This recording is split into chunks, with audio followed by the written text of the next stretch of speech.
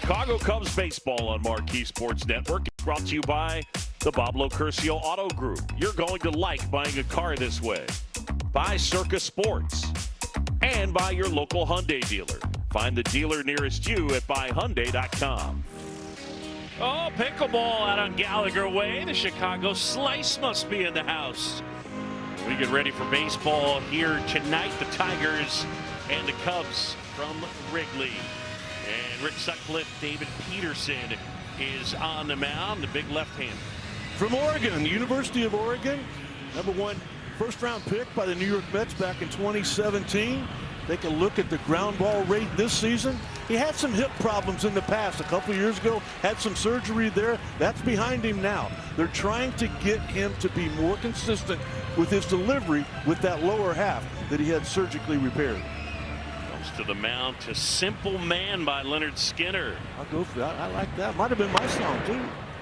As Gleyber Torres first pitch hacking, fouls it away, and we are underway here at Wrigley. John Shelby and Rick Sutcliffe, along with Lance Brozdowski.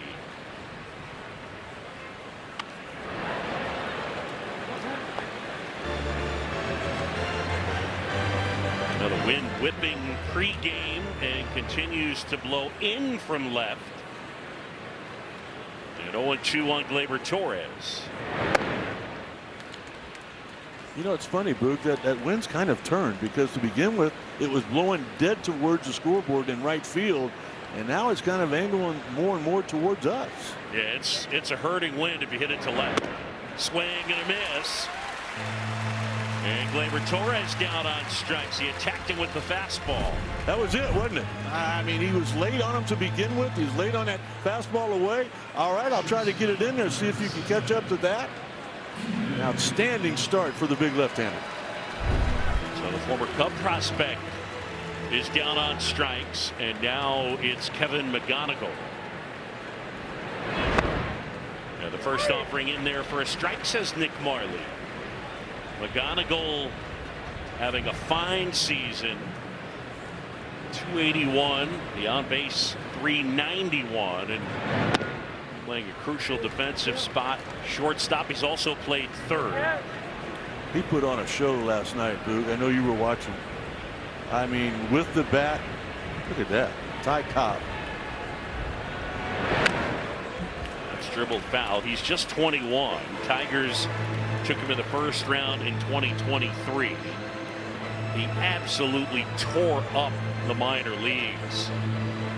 183 minor league games and had an OPS over 920.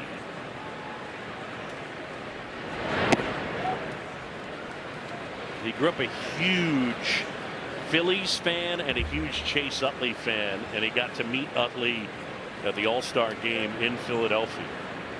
Here comes the 2-2. As the curveball missed. One thing for a young player, he's got an exceptional eye. He's got a higher walk rate than strikeout rate, which is really hard to do. 3-2. On the ground, but at corner, edge of the outfield grass. 2 down. All right, let's check out the rest of the Tigers lineup. It is presented to you by Ford, and after Torres and McGonigal, Hao Yu Lee, Dylan Dingler, then Riley Green and Spencer Torkelson, Matt Vierling, Ben Malcheri, and Jake Rogers. A.J. Hinch in his 6th season as the skipper of the Tigers. They've made the playoffs each of the last 2 years.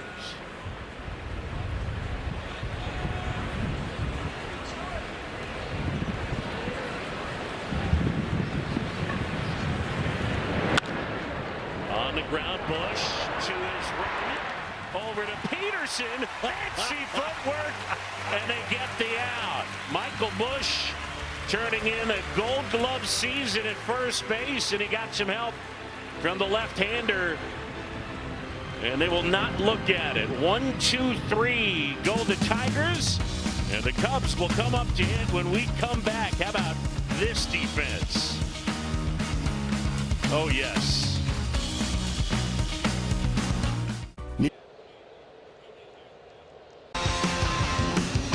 at Wrigley, bottom of the first. Pete Crow Armstrong to lead things up. And a look at the rest of the lineup, followed by Seiya Suzuki and Alex Bregman. Carson Kelly does the catching, then Bush, Horner, and Happ. Swanson, and in right field, it is Kevin Alcantara. And Framber Valdez on the hill as PCA stands in. Left on left. And ball one. Well, and the great part about it for the Tigers starting pitcher tonight, Valdez is not towing the slab with a 4-0 lead. Outstanding defense by Michael Bush. This guy 32 years old. We take a look at that play to end the first inning. That's some good range by Michael Bush and even better footwork by Peterson. And the call at first by Derek Thomas. And there's the strike.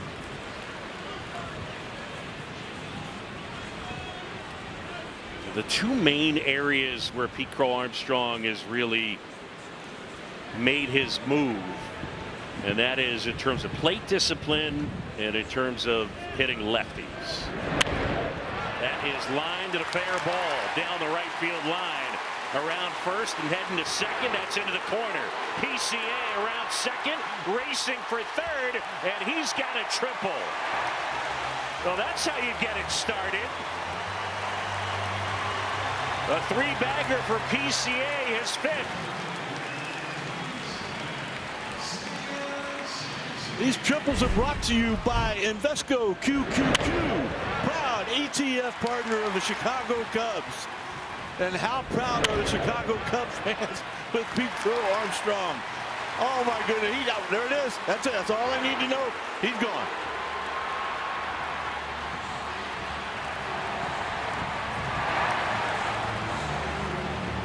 Right on call, Boog, when you said he's handling left-handers better.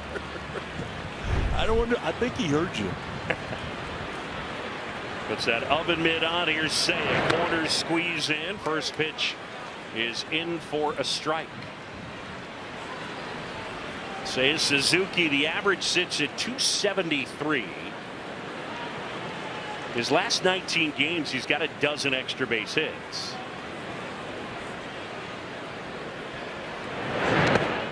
And that's in the dirt and stopped by Rogers. We saw a couple of balls last night hit the dead center field that didn't get out. We thought he got them all, but the wind held it up, didn't allow it to happen. Not that big, strong man. Suzuki went clear right over the 400 sign for that home run.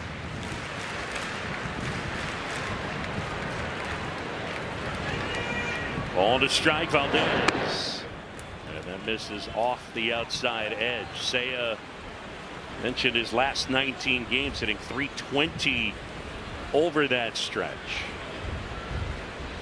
Cubs offense 5th in the league in runs per game. They're tied for 3rd as a team in weighted runs created plus. Swing and a miss. All right, this is a lot like the situation last night in the bottom of the 9th inning. You got a man on third. You got less than 2 outs. You have to make contact. Suzuki did a lot of that last year when he drove in over 100 runs. The 2-2 fouled off his foot.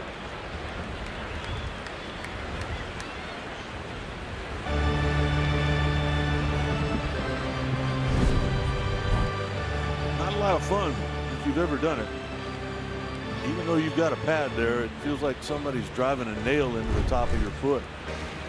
That home run last night extended the hitting streak for Seiya Suzuki to 9 straight.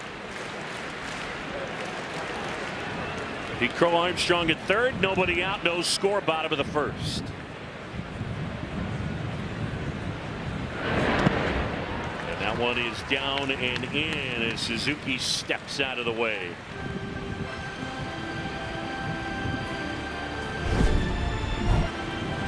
Outstanding block here by the Tigers catcher. Jake Rogers a couple years ago was their everyday guy. until this Dylan Dingler came along and just said, move over, buddy. I'm going to take it for a while.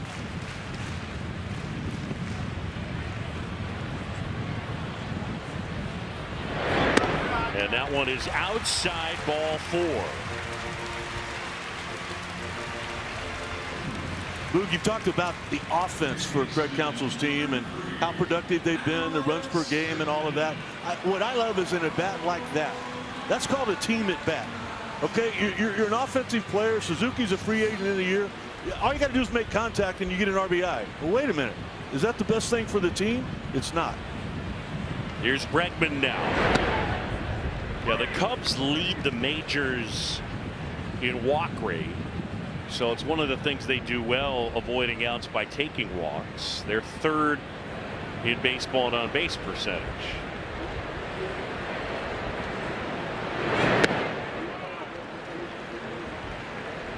A couple of guys that know each other well.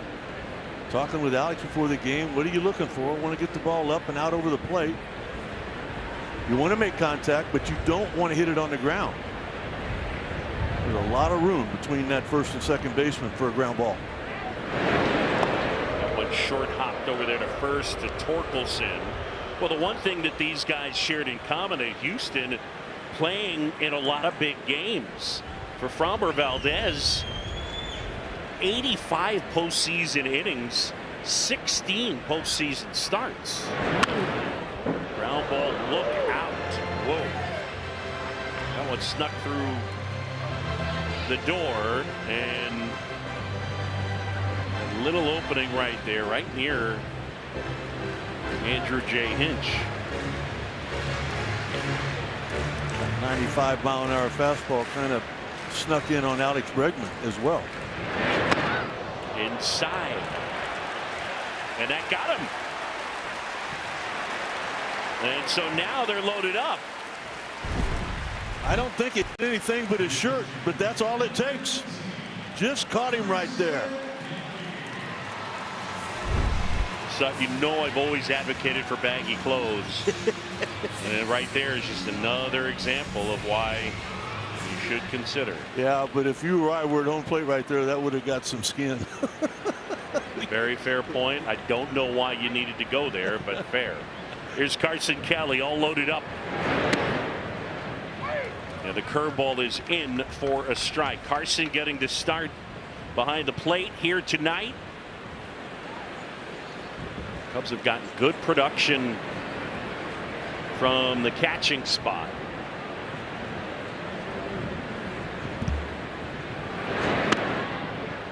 Curve missing outside. Carson with a career high in RBIs a year ago. That's a lot of the reason Craig Counsell remembers what happened then and puts him in an opportunity here to drive in some runs off a left-handed pitcher.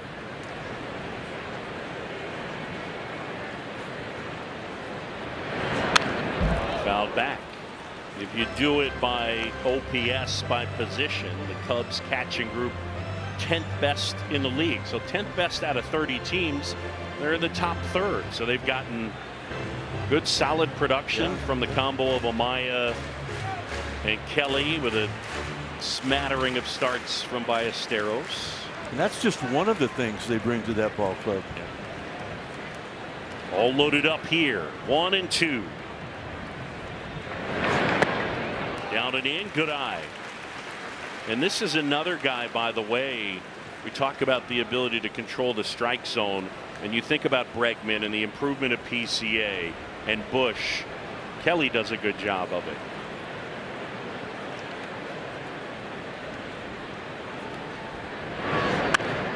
On the ground, right side, base hit.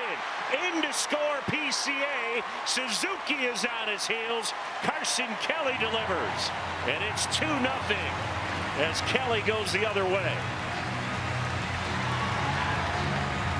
That's the plan. Every game for the manager is to get men on base in front of somebody that can drive them in. Carson Kelly's average right now with runners in scoring position is right around 300. Not trying to do too much, knowing that there was a lot of room between the first and second baseman. And look at the base running. was tremendous on the part of Alex Bregman. I mean, he just put his head down like he was Pete Crow Armstrong. So first and third, the pitching coach Chris Vetter out to the mound.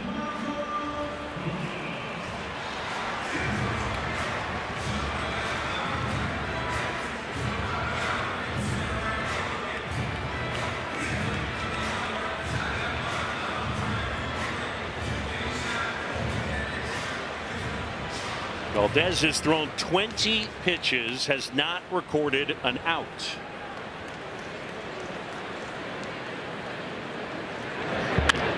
Ground ball up the middle of the base hit.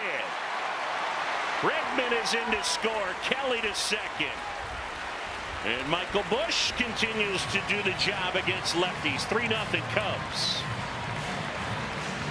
The improvement has just been amazing for both him and Pete Crow Armstrong in these situations. You got a guy that's pitched in the World Series. You got a guy that's been an all-star. He's making a lot of money. One of the best left-handers in the game, and he is frustrated now. Throwing the rosin bag down on the ground. The Cubs have him right where they want him. And now it's Nico Horner who takes a strike. Nico last 4, 10 out of 18 as the numbers are climbing.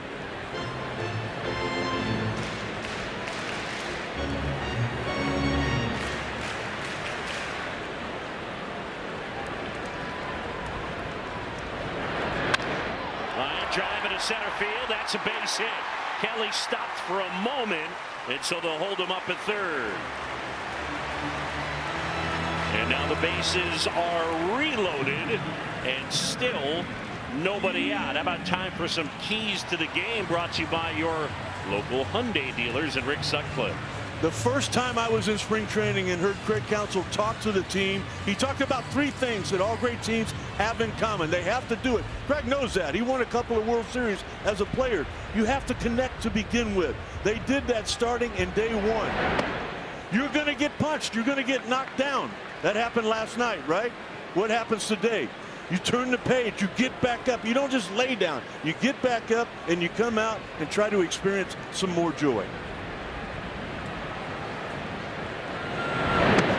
Check swing and a strike. 1-1 on Ian Happ. I was so happy, maybe as happy as I've ever been, watching the Chicago Cub hit a home run for Happer last night. Down and in, and now 2-1. Luke, you know one of my favorite things that has ever come out of your mouth is Happ delivers again. He went big fly last night, number 18. And here it is. I mean, it was a frustrating night. It's been a frustrating month. RBIs, home runs have been few and far between. And that's he ain't a guy that normally stands and watches it. You had every right to stand there and peek at that one. Well, you look at his numbers from the left side: 242, 364, 480. That's an 843 OPS. You're going to the All-Star game with those numbers. Yeah. So when he's had an issue this year, it's been from this side, from the right side. In the air, shallow right field. Long run, charging in, and it falls. Now Jerry not able to get it. Everybody's safe, and the Cubs add on. It's 4-0.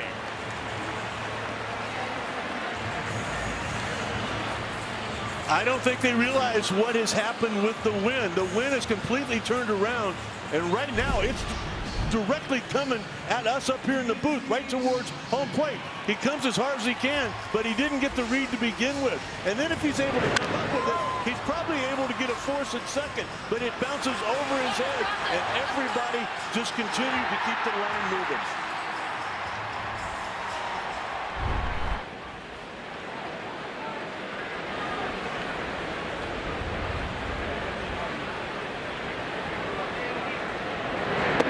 So 4-0. Look, that's a good example, though, of not playing consistently in this park. As the right-hander Madden is up, and the bullpen phone is ringing.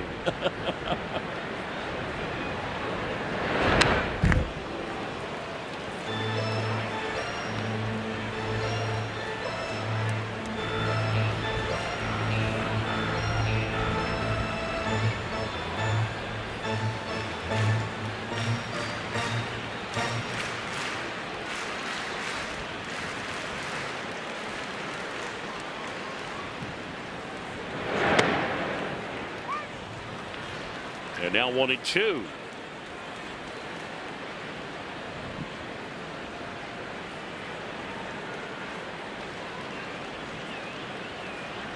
Cubs leading it 4-0.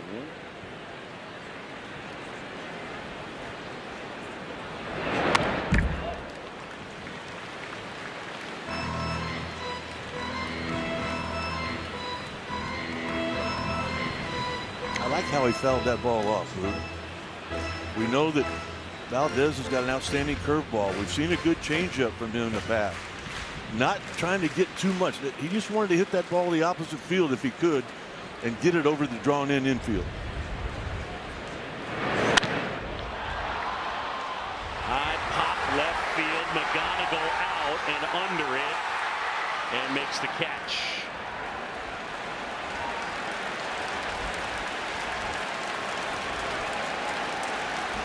So Swanson retired. That kid just takes charge, doesn't he? McGonigal right off the bat. He turned around. He knew what was going on with that wind. He saw it going down the right field line. It's going to get me too if I don't get out there and pay attention to it. I don't think there's any way Riley Green could have got in there to make that play.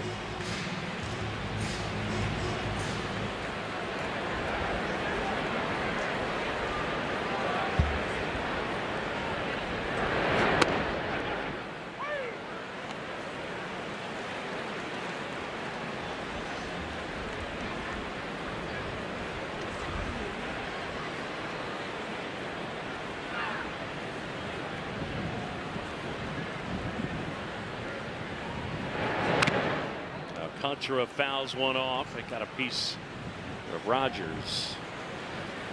Luke, there's a lot of people wondering with Alcantara, when is he going to put the numbers up at the big league level that he has in AAA, that he has throughout his minor league career?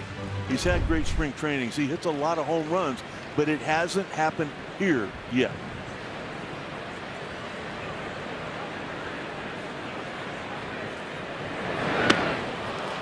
Swing and a miss.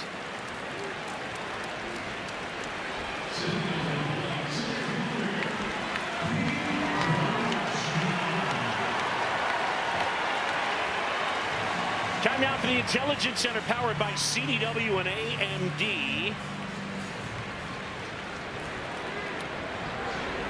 Oh, okay. Got the ability to get that pitch down in the zone and put it in the air.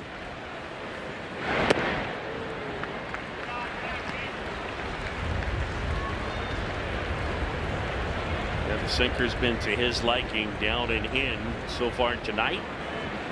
He's already got a triple.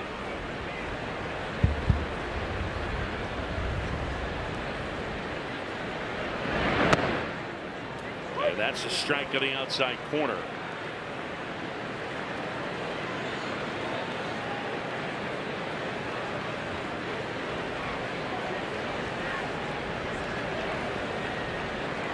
The Cubs sending 10 to the plate.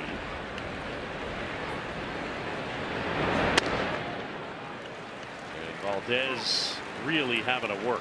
39 pitches here in the first inning. You know, Boog, just thinking about when Craig Counsell made the move to put PCA in the leadoff spot. And all of the great things that have happened since that happened. I talked to Craig about it in spring training. I said, your thoughts on PCA leading off? And he goes, what's your thoughts? And I go, I just always heard that you put a guy in the leadoff position who's a guy that can put himself in scoring position. And last year, that was PCA. doubles, triples, homers, and stolen bases. He had well over 100. You just knew by looking at Craig it was just a matter of time. All right, I've done it before. I've seen it before. And he picked the perfect time to do it. And right off the bat, he put himself in scoring position tonight. Down and away.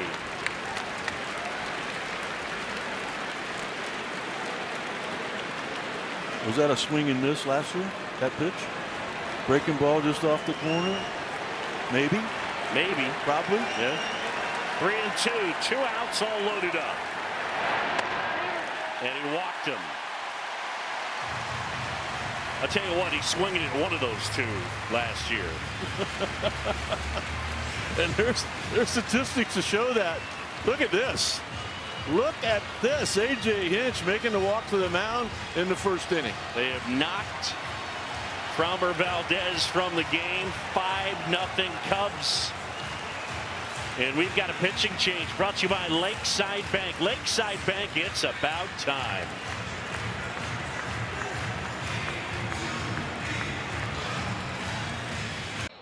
Cubs still hitting, leading 5-0, and Ty Madden will take over as they chase Framber Valdez from the game. On for the 8th time this season. Made his debut back in 2024. Did not pitch in the big leagues in 25. Comes in with the bases loaded.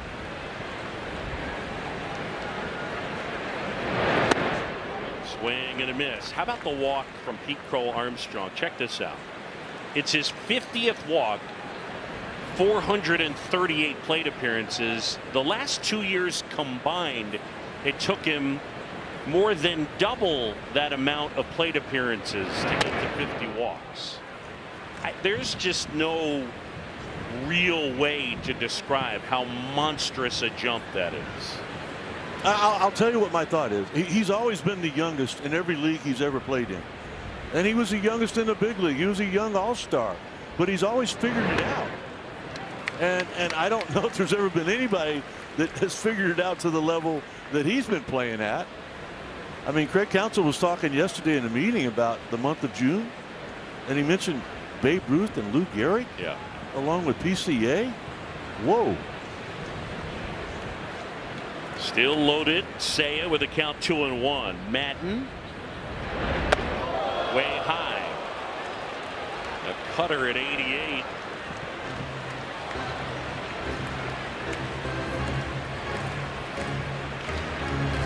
Seiya a walk his first time. The Cubs have taken a couple of walks in this one. 3-1. And they take another. That forces home a run, and it is 6-0. 5 hits, 3 walks.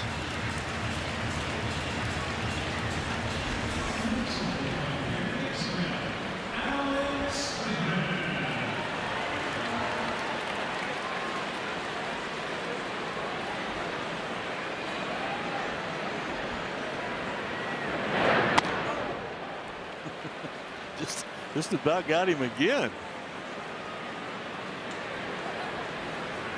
Yeah, well, that one would have led to an RBI.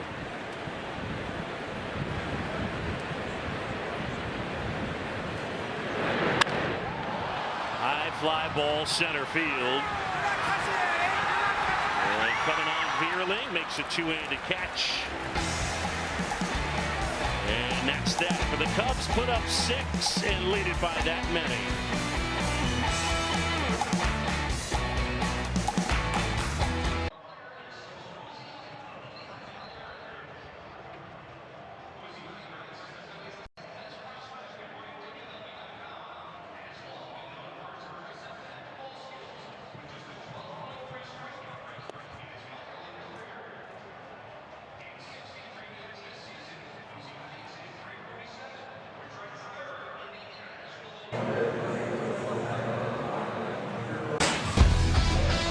Top of the second, and the Cubs have a 6-0 lead on the Tigers. John Shambi and Rick Sutcliffe. So David Peterson got himself some run support. Time now to send it downstairs and check in with Lance Brozdowski.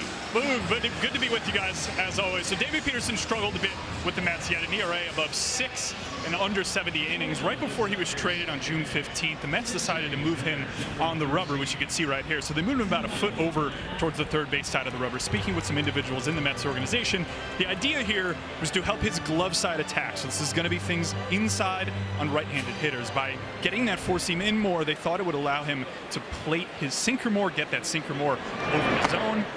As you see that four-seam fastball right there, with the whole idea, as Sut was mentioning in the open, you got to get him on the ground. 48% ground ball rate this year is down from when he's been great, where that number's been more up at 55%. Boom.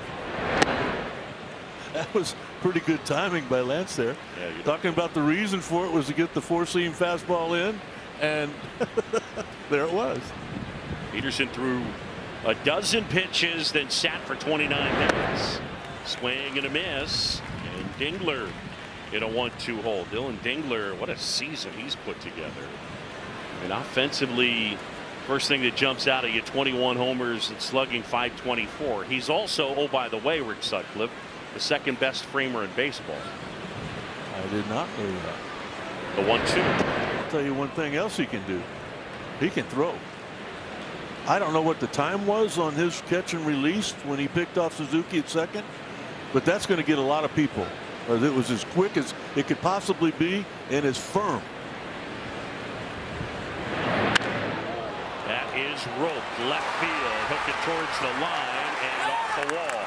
Pat will pick it up and throw it in, and Dingler with a 2-strike double. I'm not kidding you. That changeup would have been out into the street if it weren't for the wind right now. That ball was absolutely mashed, as he did in the ballgame Monday night. Yeah, over 105 miles an hour. And now it's Riley Green, man, in scoring position. And that is in there for a strike. As a pitcher, you don't even worry about that runner at second right now. You're not trying to keep him from advancing. All you're trying to do right now is get an out.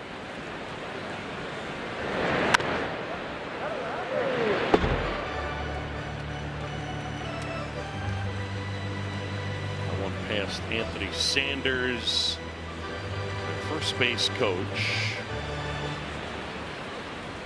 Billy Boyer does the coaching at third. There's Anthony Sanders. Man at second, nobody out. 6-0 Cubs in the second.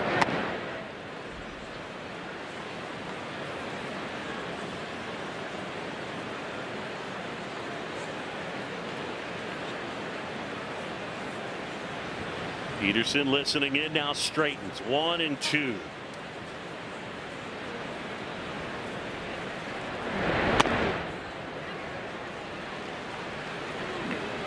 Riley Green, an All-Star again this year. Third time he's been an All-Star.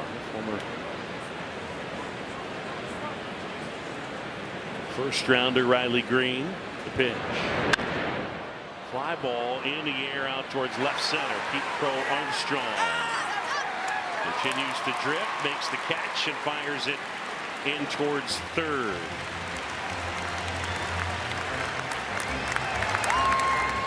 So one away, and folks, AbbVie and the Chicago Cubs are teaming up to strike out cancer. Roughly 241 Americans are diagnosed with cancer every single hour for each Cubs strikeout at Wrigley this year. AbbVie will donate $241 to Cubs charities. AbbVie, people, passion, possibilities. Well, partner, you know how much that means to me. As I was one of those statistics at one time about 18 years ago.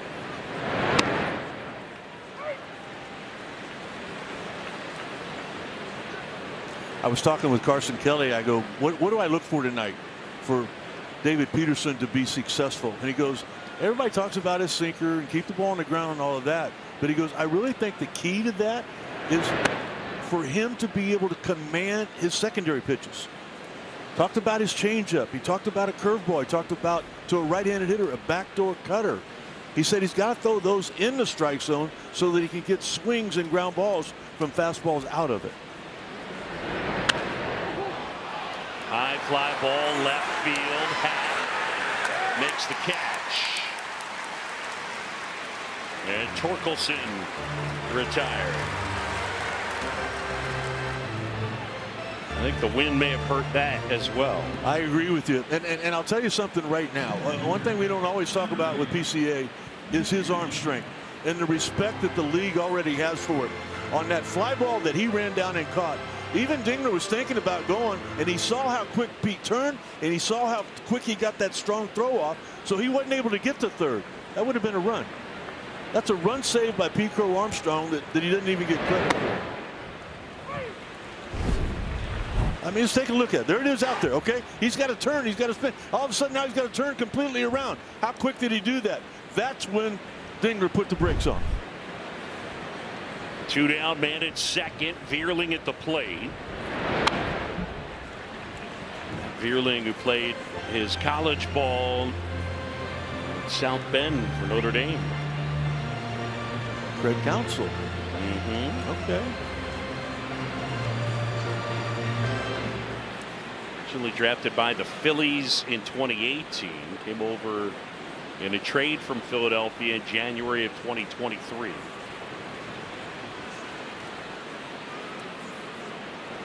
Oh, 2.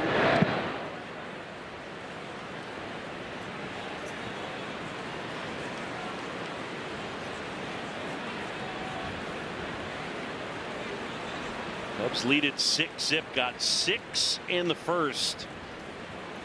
Really made Framber Valdez grind and chased him.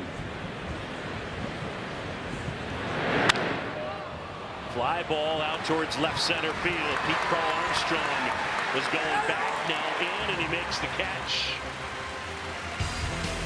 Beautiful shots from our Megalodon camera, powered by Nissan. Visit nissanusa.com or your local dealer.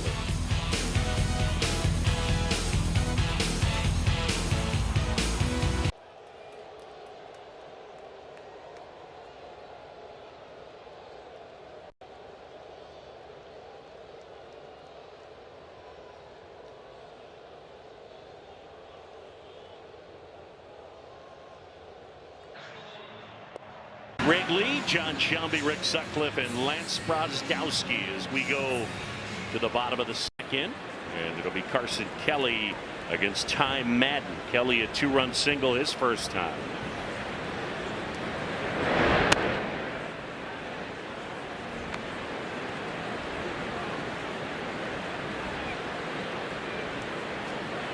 Cubs with a tough loss last night, looking to bounce back here this evening, and they have early.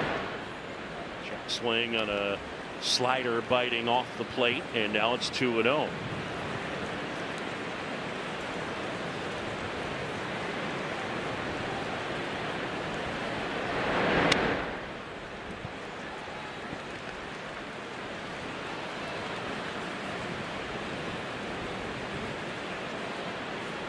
So Madden falling behind 3-0. Not even close. Yep. Madden, their first-round pick out of the University of Texas in 2021.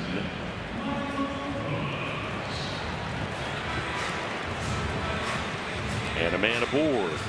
He's a Houston kid, isn't he? I think he's from Houston. Yeah, Cypress Ranch. That sounds nice.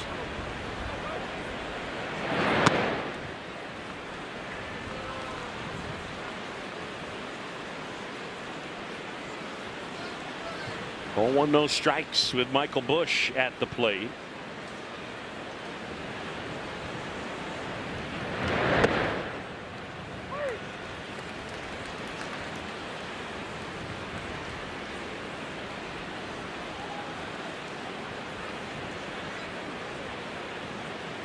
Michael, an RBI single and a run scored. Madden deals. And a 1-2.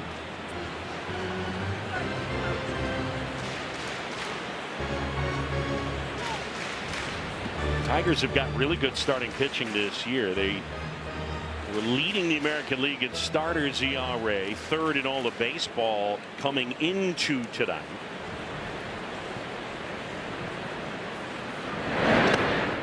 And the dirt kicks away from Rogers, down to second. Carson Kelly on the wild pitch.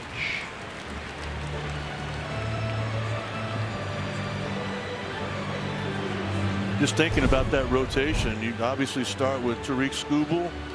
Not much you can do here. I remember Joe Madden talking about when if a pitcher throws a fastball in the dirt, you need a new pitcher. But if he throws a curveball in the dirt and it's not blocked, then you might think about it. Swing and a miss, and Bush is gone. I was having fun with Joe over the weekend, and I'll never forget Joe telling me one time, he was talking about some player, and I'm not going to tell you who it was. He goes, Devil Rays. I go, what do you mean? You guys are the Tampa Bay Rays now. I know, but that guy plays like the Devil Rays that lost 100 games every year. He won't be around long. You got Rays, and you got Devil Rays. Go Horner, taps one, fouls. Good to see Joe. Got to see him a couple of times over the weekend. He had an appearance at the Lovable Reunion Live on Thursday. He was here with the group on Saturday, and then of course at the game Friday. Had his charity dinner Sunday night.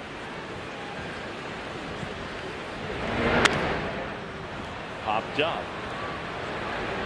And Torkelson into foul ground makes the catch.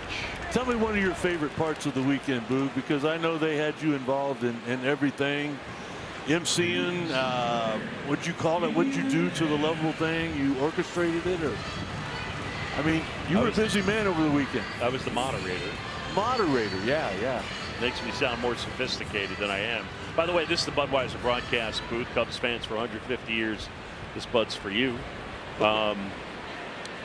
Favorite part, there's no ifs, ands, or buts about it. It was in the first inning on Saturday, Demp saying, I have a feeling somebody's going to hit one to the guys sitting in the bleachers.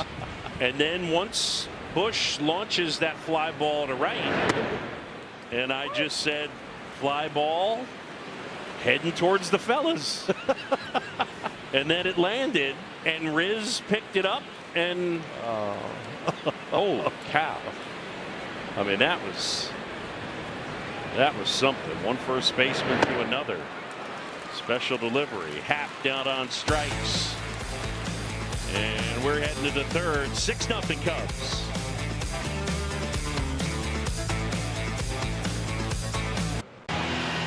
Six nothing as we go to the top of the third. David Peterson back at it. And the Cubs offense delivering with a half dozen in the first. John Shambi and Rick Sutcliffe along with Lance Brozdowski.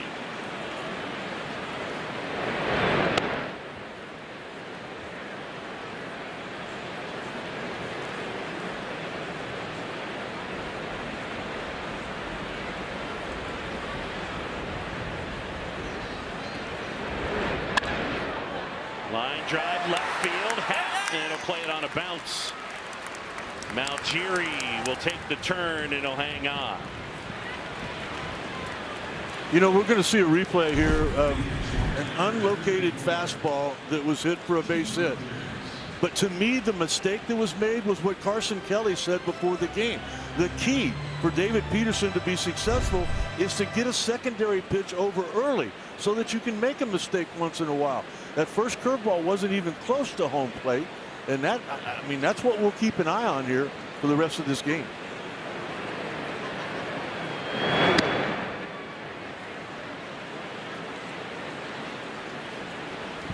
Now for Peterson, with that wind howling in from left, you want to generate some fly balls to left field and center field. Have at it. Little roller towards third. Bregman picks it up on the move. Got him.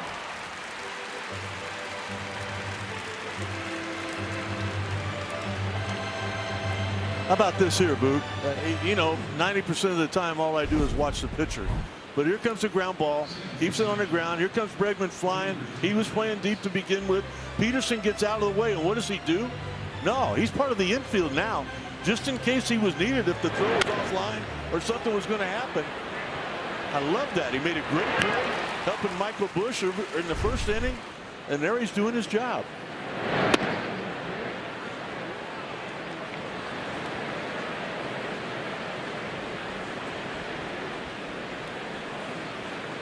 Gleyber Torres now. Torres 0 for 1 with a strikeout.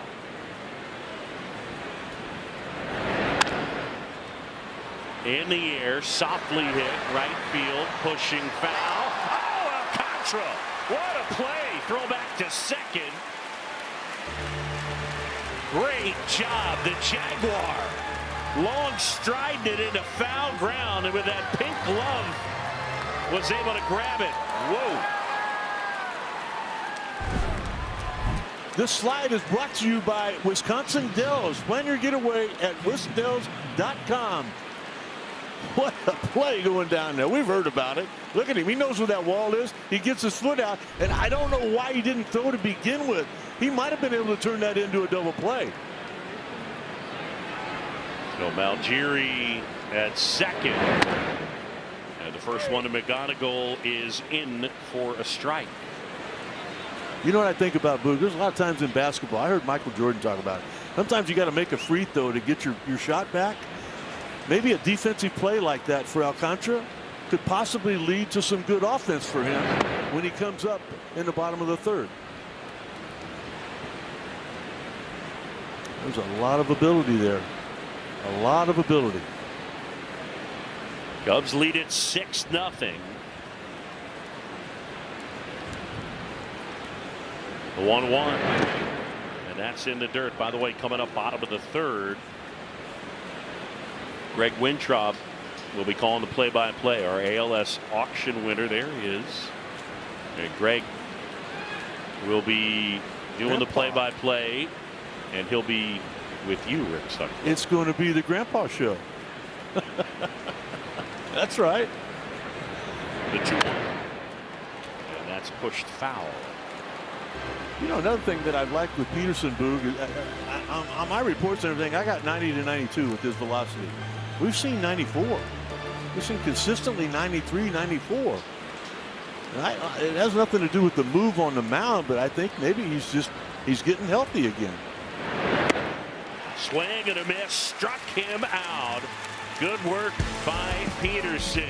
We'll take a break, and when we come back with the Cubs up 6-0, Greg Wintrob with the play-by-play.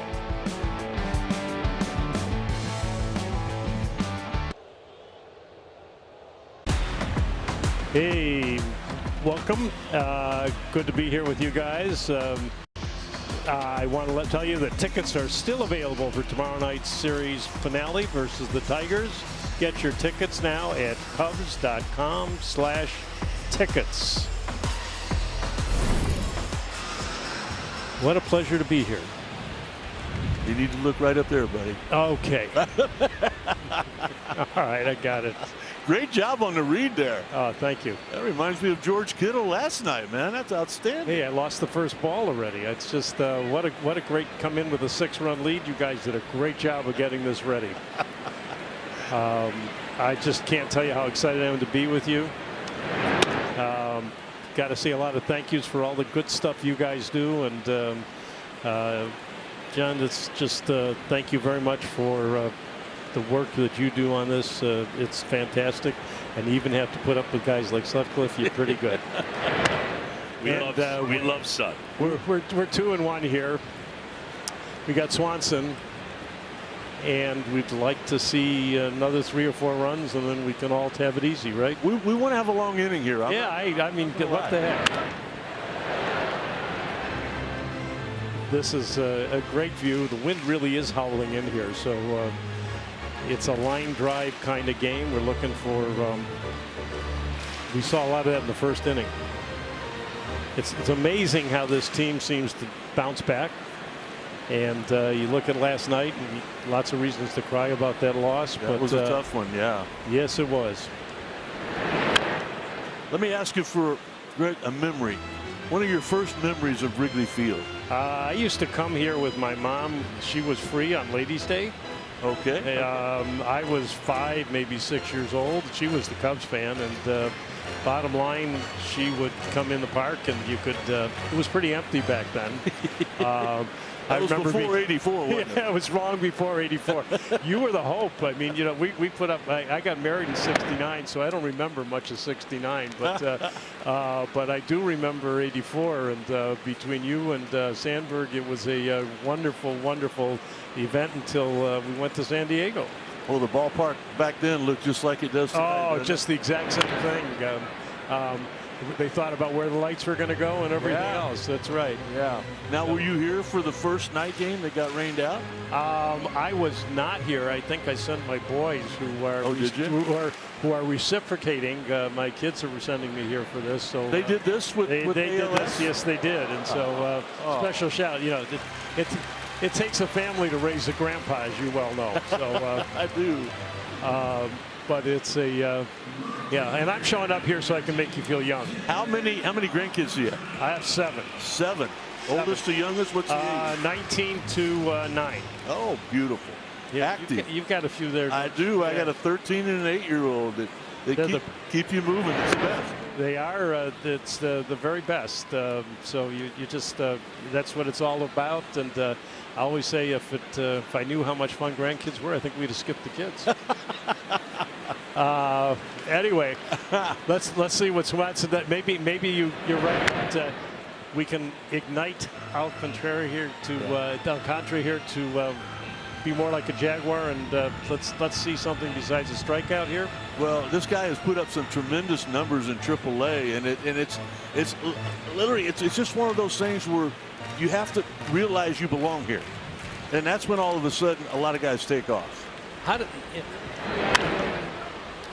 It's just amazing that I think the ability to come back day and day and lose what you did the day before, and whether you're working with pros or little leaguers or whatever, you just can't take it as a chip on your shoulder. And you got to recognize your God-given talents here. But it's let's see what we do with this. I'd actually like to see him take a walk. I think it would be good to figure out to not have to swing at everything. Get on base and show some of that speed when he gets out there. Yeah, I think it's nice to look at home plate when you're standing on a base. And we're waiting for the pitch here. There goes Swanson, and he stole the base. It's early. You might think it's 6-0, and hey, all right, you got plenty of runs. No, you don't, because all you got to do is think back to last night when Detroit scored 4 in the top of the first, and the next still in the 8th inning, we're tied up. So you keep playing the game until you get to the point where maybe it's 10 or 12 runs, and then you might not be stealing bases. You know, sometimes I think they get it right with the 10-run slaughter rule, but until then, you can't do anything. What was that?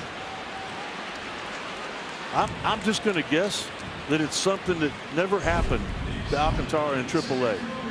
He just couldn't get the barrel of the bat out there in time. He threw his hands at it, and then the bat came out of him.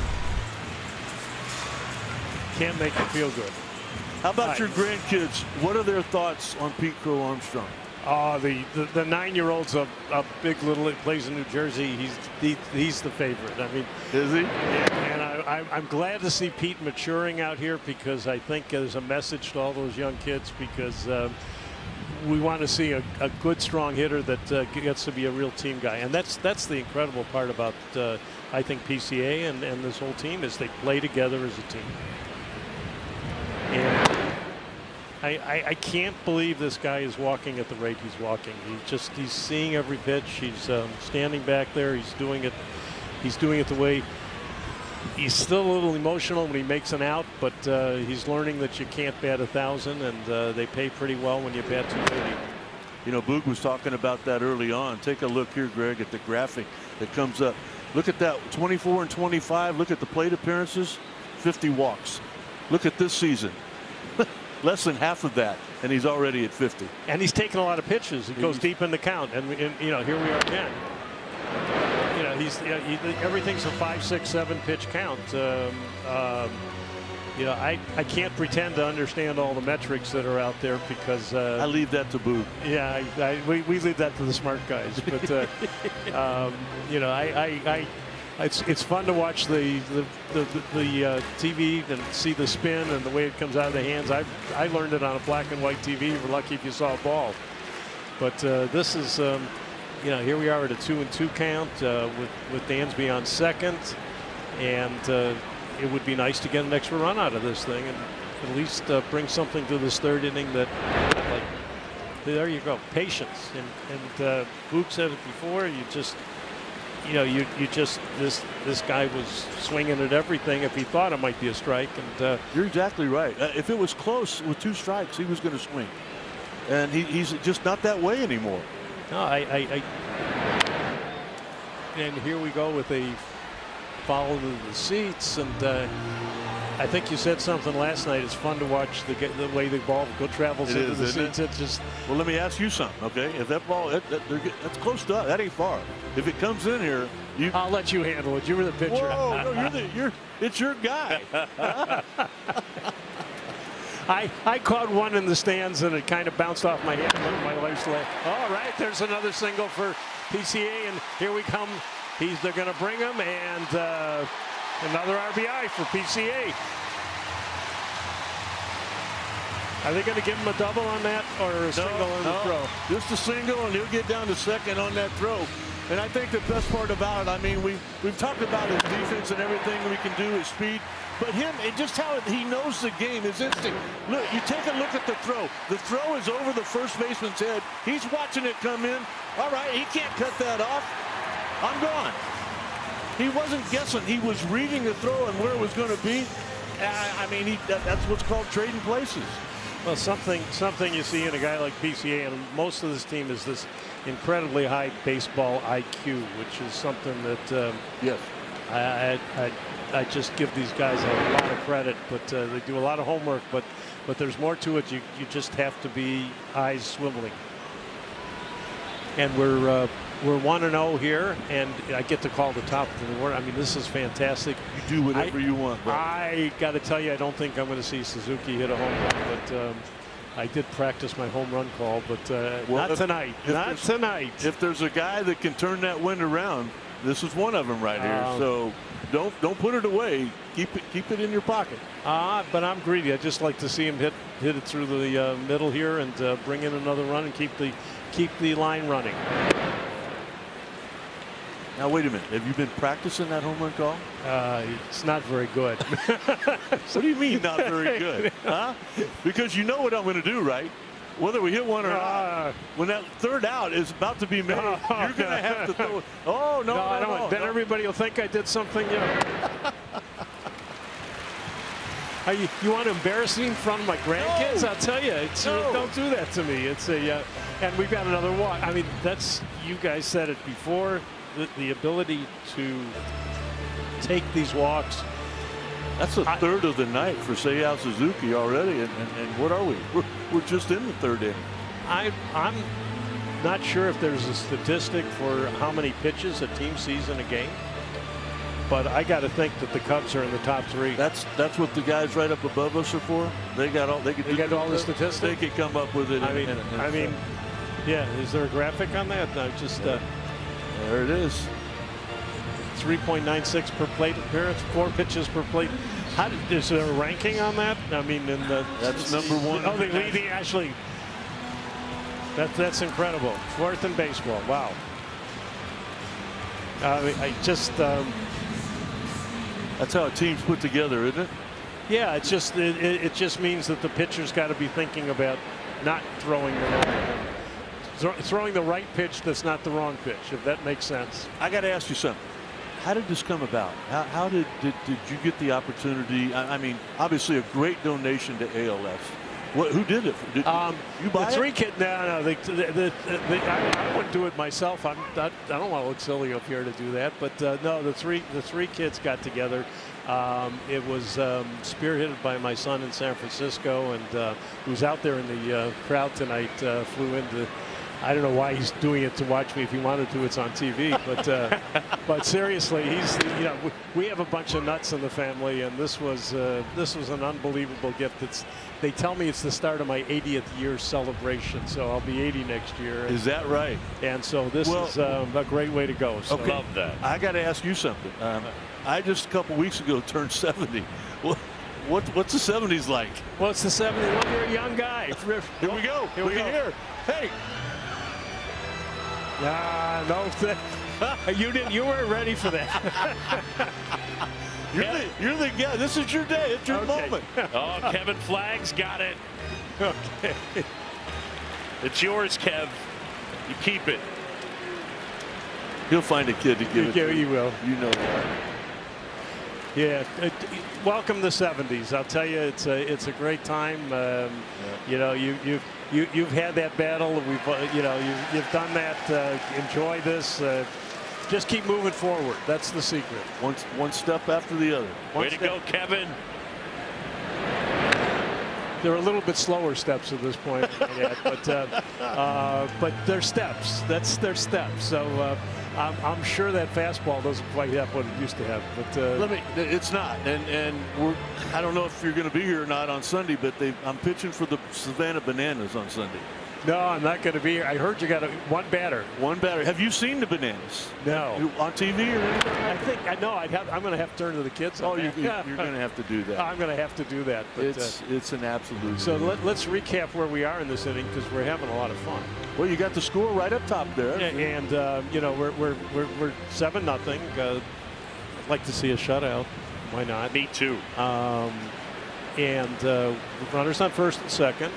2-2. Let's see what the wind does with this. Okay, we've got 2 outs in the inning, and we've got the infield fly rule. I've got to ask you a question. Sure. Because I believe this. I know what Wrigley Field looked like when I came to the ballpark the first time back in 1976. Then all of a sudden there were some changes made. And I just love everything they've done. There was something, my grandpa didn't get a chance to come here, but if he would have, there's still things that were back in the 60s and the 50s that are still the same here. There's a lot of the same. And then in 84 and 85, things start changing. And then the scoreboard. I think Wrigley Field now has something for everybody. Well, and it's still a ballpark. It's not a stadium. It's a ballpark. That's well said. That's the way I look at it. So it's and yeah, it's got a lot of visuals that we didn't even know existed. We're 1-1 here with 2 outs. Who's the hitter? Kelly. Carson Kelly. Yeah. Who has been a phenomenal addition the last almost 2 years for the Cubs, and a couple of RBIs right off the bat. Yeah, I mean, just that was a turning point of the game as far as I'm concerned. This looks like it could be a problem in the stands and out in the stands. Okay. And not a great play in the stands on that one, but you do watch, don't you? I do watch, yes. But that's okay. I've made a few errors too, so that happens. I make them every night. I make the errors every night. Hey, the only problem is if you don't admit them. Oh, I call him out on it. Yeah, yeah, because he's going to call me out on it. I know that. I think you guys have fun. It's a good group. But that means a lot. Thank you for saying that. Oh, it's you guys. I mean, I think this whole organization has really woken this whole city up. And 2016 was special. We got to bring my 91-year-old mother to. Chelsea's a big fan of yours, Greg. Oh, who's Chelsea? Chelsea on X. That's the old Twitter. This Greg dude in the booth rocks. Oh, thank you, Chelsea. Thank you. I'll just. Where do I send the money to? I do not know Chelsea. I will tell you, Chelsea, if I'm that not part of the family. Make it not part of the family. There is no Chelsea in the family. I've got 3 granddaughters named Bennett, Dylan, and Quinn, but there's no Chelsea. And another granddaughter with Rebecca, and but we don't have a Chelsea. So you got a real fan, bud.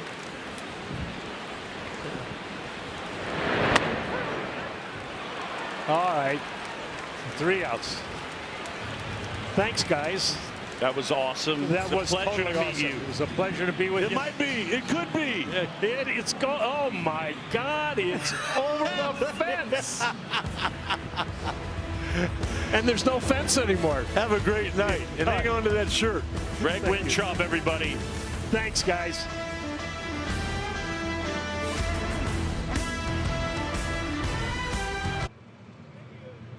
On Sunday, August 2nd, the Cubs take on the Yankees at 1:20 p.m. The first 5,000 early arriving fans ages 13 and under will receive a Wrigley Field marquee nightlight. Presented by Southwest Airlines. Be sure to arrive early. How fun is that series going to be? Yeah, that is going to be really cool. Get back with our good buddy Aaron Boone. Hopefully Aaron, well, I don't, do you want him back, Aaron Judge back playing or not? That series? Yeah, we want to see him, don't we? No. No? Okay. Line to left. And how you Lee retired. Downstairs, and Lance Prosdowski. Let's talk some mechanics here. So speaking with Tommy Hotovy yesterday about David Peterson, he said one of the things they're working on is more consistency in his shapes. Peterson has unusually high variance on his sinker and four-seam shape. It's a byproduct of where his arm slot sits at foot plant. So Hotovy called him on the left there. You see Peterson's an outside 90 thrower. So think of the angle created by the humerus bone in the bicep alongside the forearm. You saw Framber Valdez from the first inning the Cubs knocked out. Much tighter. A lot of guys look more like Valdez on the right, not like Peterson on the left. But it's not necessarily the Cubs want to correct this. Hotovy just said it's a key thing to think about how that affects timing. Usually guys who are outside 90 like that are more finicky with the timing in their delivery. So they're not trying to correct it. What they're trying to do is focusing more on that back hip, which Sut was talking about in the open that he had labrum surgery on. So a bit of a connection between lower half and upper half. All right, Suddy, so I got to ask you, just because I'm curious, do you have any concept, without looking at video, whether you were an inside 90 or outside 90 guy at foot plant? I have no clue. I have no chance. None of that was ever mentioned to me. What I did hear a lot of is what Pete Crow has talked about. Armstrong has talked about this year. The party's out front. It's out front. It doesn't matter how you get there. And that's not only at home plate when you're making contact, but it's on the mound. You got to be able to get to the point with your release where you can consistently get the ball down in the zone. And that was the thing Hotovy was telling me today about, you know, the delivery, because of the hip issue that he had a couple of years ago, his delivery in his lower half, what they saw was not consistent. And they want to tighten that up to where he's able to throw more quality strikes and in particular get his secondary pitches in the zone. So Lance, let me ask you this, and I know this is a challenging one, but as a general idea, at least the way you explained it to me, if you are outside 90, more of those guys or more of the higher walk rate guys would be outside 90, and the more inside 90 guys might have better control. Is that fair? I don't know if I would draw the connection back to control. I think I would just emphasize what Hotovy told me, which was the timing of the delivery is a bit harder for the guys who are outside 90. Okay. A good distinction. I appreciate you explaining that. Peterson cruising tonight, and he's got the lead.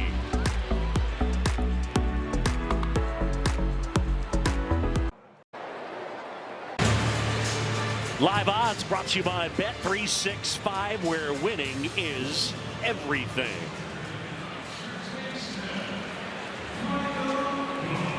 And now it's Michael Busch. It'll go Busch, then Horner, then Happ. Boog Sciambi, Rick Sutcliffe, Lance Prosdowski, Ty Madden back at it. And the pitch. And that is in there for a strike. Michael in this one has knocked in a run with a single and scored, and he has struck out swinging.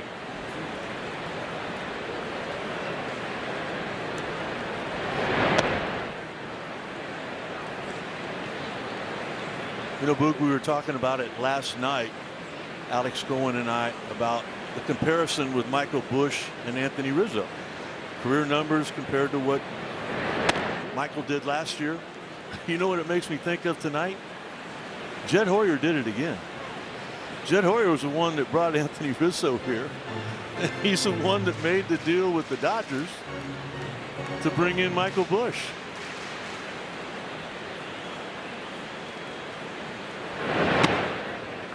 Yeah, you guys showed this graphic last night, and again, it's still early in the career for Michael Busch, but I mean, you look at the on base, the slug, the walk rate, the batting average is right there the same as Busch is down on strikes. And the defense. Yeah, Michael's turned into one of the things Craig Counsell said in his first spring training, talking about Michael Busch. He said he will be an above average defensive first baseman. It's funny, I asked him about that this year. I said, how did you know? And he said it was something that Matt Arnold taught him in Milwaukee, that any time you have a player that professionally has played a non-first base spot in the infield, second or third in Michael's case, obviously short, and you're moving to first, they will be an above average defender going from any of those three spots to first base. I never heard that. I never heard that. And so Craig was really confident that he would turn into an above average defender, and he's gotten better and better and better. And again, you look at what's the identity of this team. I think the place you'd have to start is defense. Great defense. Yeah. Good offense. Great defense. There's some question marks about the pitching, and there's some holes still to be filled. But remember when I talked about the keys today, and the very first one was connect?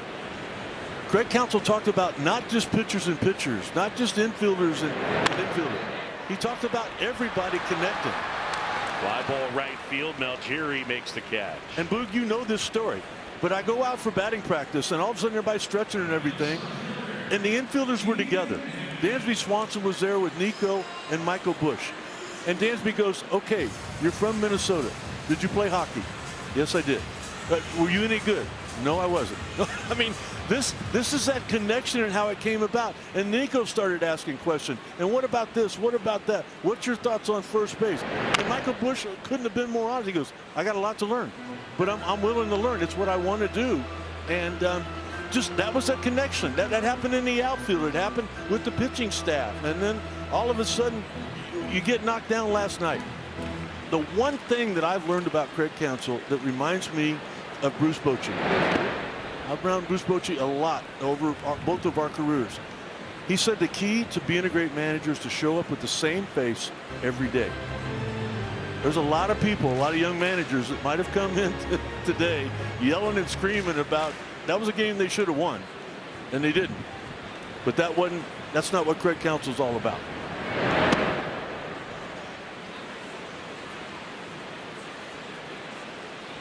Two balls and a strike on Ian Happ. He's knocked in a run with a single. And he is struck out swinging. Fly ball center field. Vierling started back and then had to charge back in to make the catch.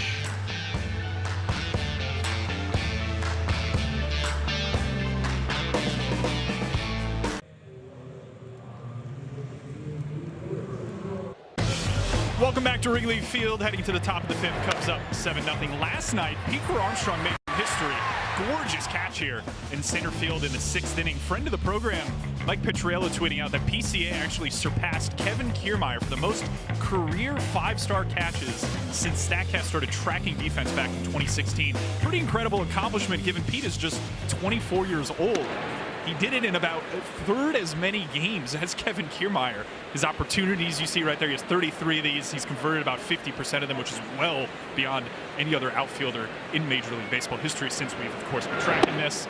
And a key thing here is that you were mentioning a lot about the jump he got on that ball. StatCast also measures this. Pete gets about 5 feet above the average outfielder in terms of jump, so roughly 2 strides of more distance And he's improved that in each of the last 2 seasons. Started in 24, 3 feet above average. Last season was 4 feet above average. This season, it's jumped up to 5 feet above average. Yeah, he's something else in terms of the work that he puts in. There are physical tools, to be sure. There's also some type of gift there, right? There's an ability to read the baseball. Yeah. I'll tell you this. One of the best center fielders. I mean, I played with Bobby De Niro. I played with some good ones. But Doug DeCenzo was outstanding defensively. Doug DeCenzo for a decade was the minor league outfield instructor for the Braves and the Cubs. He says Pete Crow Armstrong's the best center fielder he's ever seen. He saw Griffey. He saw Bond. He saw a lot of people play that position. He played it as well as just about anybody. But he said he wasn't close to what PCA can do. On the ground up the middle. And Horner handles the chance as Torkelson is retired. Well, look, I mean, you think about Craig Counsell and some of the guys that he has been around. He managed Lorenzo Cain. He played with Devon White. He's seen the game, having had a long major league career and then managed in the big leagues for a long time. And he does not throw compliments around loosely, and he calls Pete Crow Armstrong the best defender on the planet. He calls him the best defender on the planet, meaning he is the best defensive player at any of the 9 positions of anybody in baseball. That's what he thinks. I'm not going to argue. I mean, I never thought about it that way. I mean, there's a lot to consider there, but yeah, I'm definitely not going to say he's wrong. I'll tell you something here that comes to mind with me. The last couple of days, seeing all of the people and everybody wanting a piece of PCA. Everybody's trying this and that. And I just thought, oh, we got to give the guy a break. And I'll tell you what it reminds me of, Booth.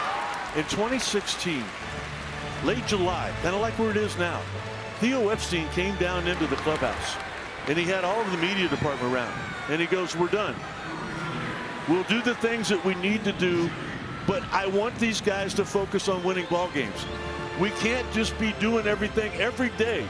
Give a guy a break. Yeah, everybody's going to want to see PCA. Well, no, you know what? Put somebody else out there the next day. Just kind of spread it around and give him a chance to catch his breath. He didn't have an all-star break. He got one of the only 2 hits for the National League All-Star team. I just think that might be a conversation that Craig and Jed, they might have to have with some people, is just to let this guy rest a little bit.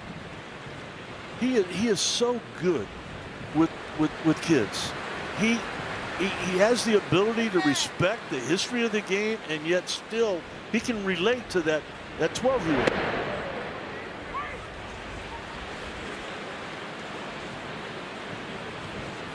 I know there's a lot of fans mad at me right now. Why? Well, because they can't. Everybody wants PCA every day. He'll be there. People are mad at us, huh? Well, Pete won't be the guy to say no, but I think that he needs to catch his breath once in a while. We've seen him out there every homestand with the big brothers, big sisters, the kids out there talking to him. That's great. All of that's great. But just, you know what? Just keep it in mind that we're trying to win a championship. Chop to short. And Swanson handles the chance. 1, 2, 3. Go the Tigers.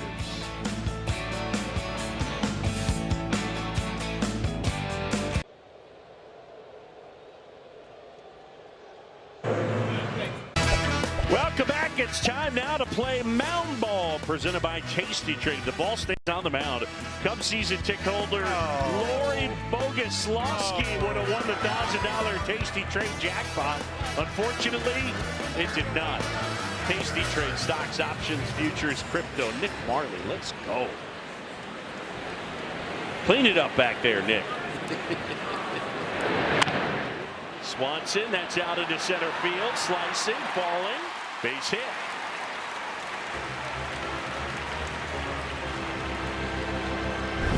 Dansby on for the second time here tonight. He walked back in the bottom of the third inning, stole a bag, scored a run. Might be thinking about doing the same thing here.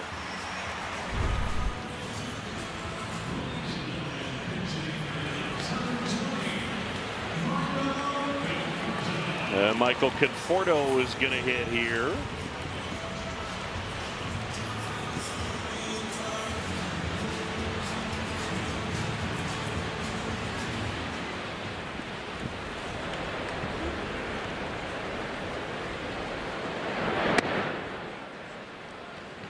Pitching change, by the way, is brought to you by Lakeside Bank. Lakeside Bank, it's about time. Brennan Hanafy. And in 16 appearances, a 3.45 ERA. Not a lot of walks, not a lot of strikeouts.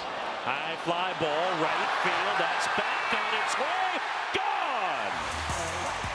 Michael Conforto will touch them all, and it is 9-0.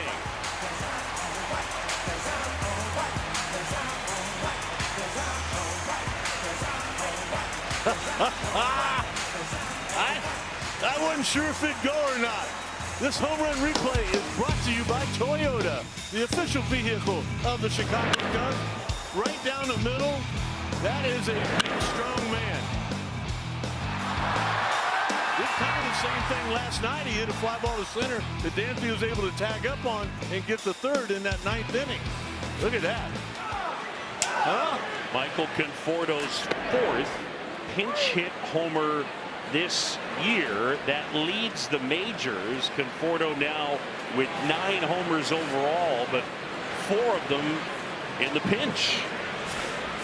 He's been a really nice addition. Nice piece for this Cubs team as Hanafy deals upstairs. Above average defender in the outfield. Great clubhouse guy.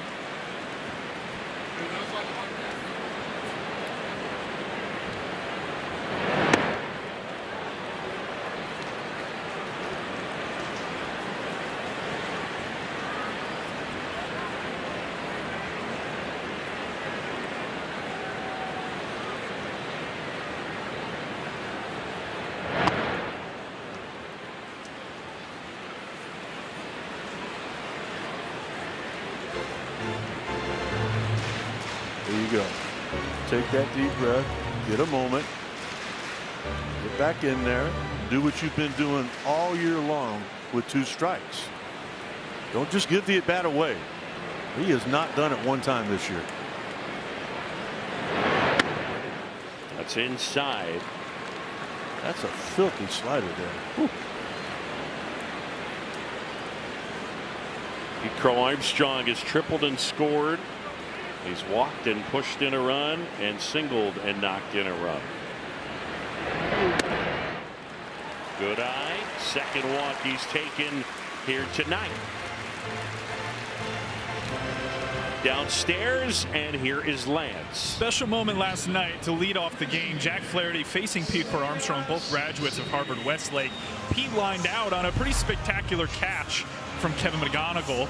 And you can see Flaherty kind of waiting here. You see he kind of pokes his hat, looks at him, and then as they're going by each other, what Jack told me, he said to Pete, was that's what you get for not acknowledging me. He bought time before that first pitch for Pete to kind of hat tip or look at him. Said Pete didn't look, so he was kind of frustrated. That's inside the game right there, isn't it? Yes. Great I love work, it. That's great work. Excellent. Come on, Pete. Give me a little acknowledgement, a little like sup.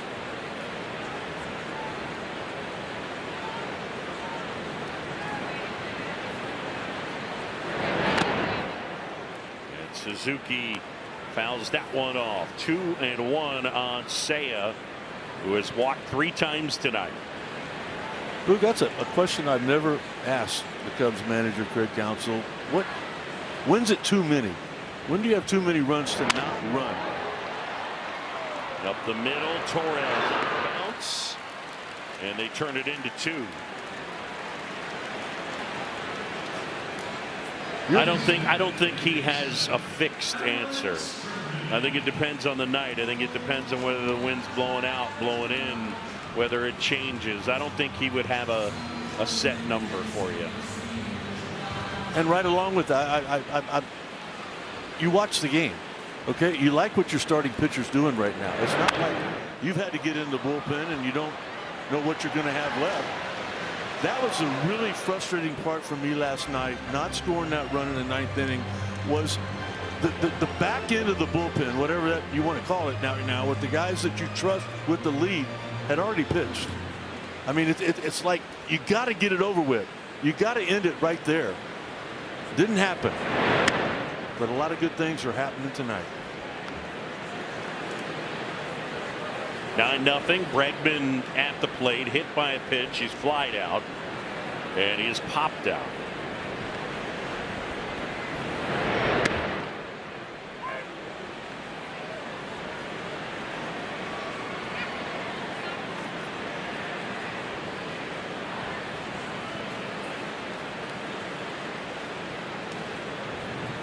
The 1-2.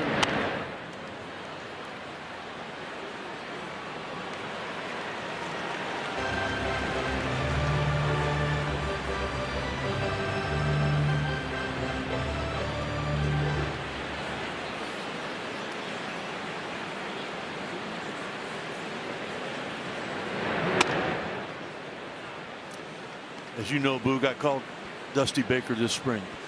Former Cub manager, Houston Astros manager. Bregman played for him. I said, tell me about Alex Bregman.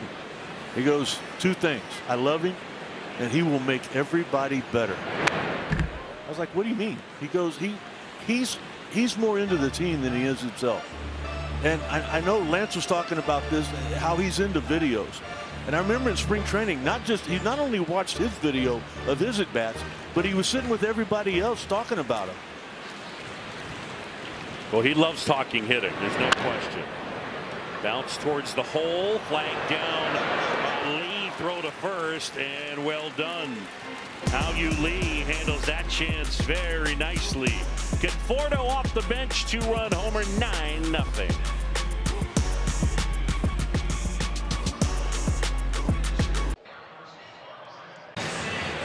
Welcome back to Wrigley Field.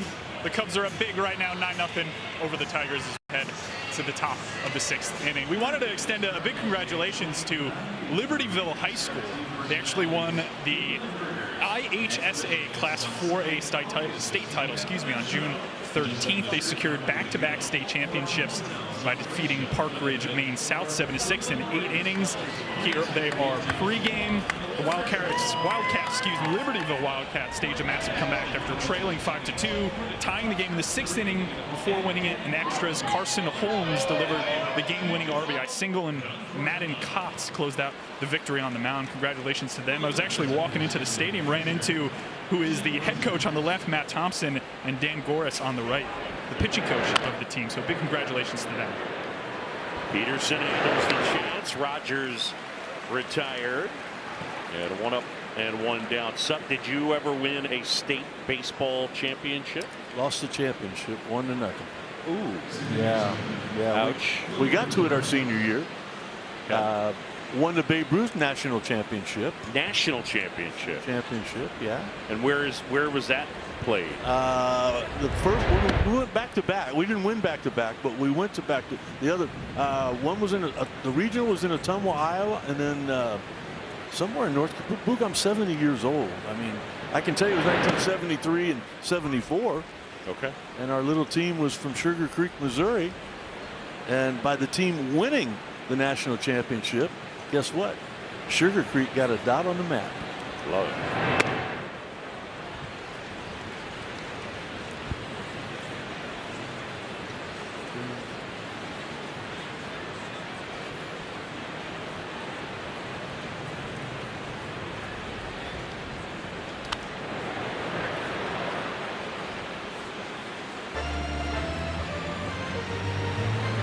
You know who else was on that 74 team? My little brother. And being honest, he might have been better than I was. Here comes a 1-2.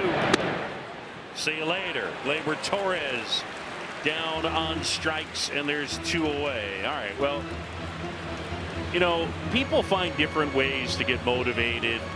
And sometimes it's the Cubs and the Cubs offense. Sam Goldsmith is getting married next May, and Sam is on Instagram, a trip around the bases. I think this is pretty inspiring. Sam's a Cubs fan. He wanted to get in shape for his wedding. Every Cubs game, he walks around Wrigley so he can get more fit and look great in his tuxedo on his wedding day. And here's what he does. He walks around Wrigley until the Cubs score 3 runs, or he walks around Wrigley, now literally does laps around Wrigley, and he lives a mile away, but he does laps around Wrigley until the game is over. And he does it sometimes even when they're on the road. So here tonight, he had an option to shut it on down in the first inning. I suspect that Sam Goldsmith is probably still doing some walking out there, which I think that's wonderful. Sam, congratulations ahead of time. My man Coleman Robbins from SRN Broadcasting told me about it. I love that. So good luck as someone that fights it in terms of. Speaking of good luck, you're turning into Vin Scully. Well, you started a long story with two outs. Luke, back when you first started, the first pitch would have been popped up. Have you ever seen Vin Scully tells a story with Adrian Gonzalez at the plate with 2 outs and 2 strikes, and I'm telling you, Adrian Gonzalez fouls off like 97 pitches, and Vin ends up getting through the whole story. Swanson to second. Sam Goldsmith, the trip around the bases. Sam, keep on walking, buddy. We love you. We're pulling for you.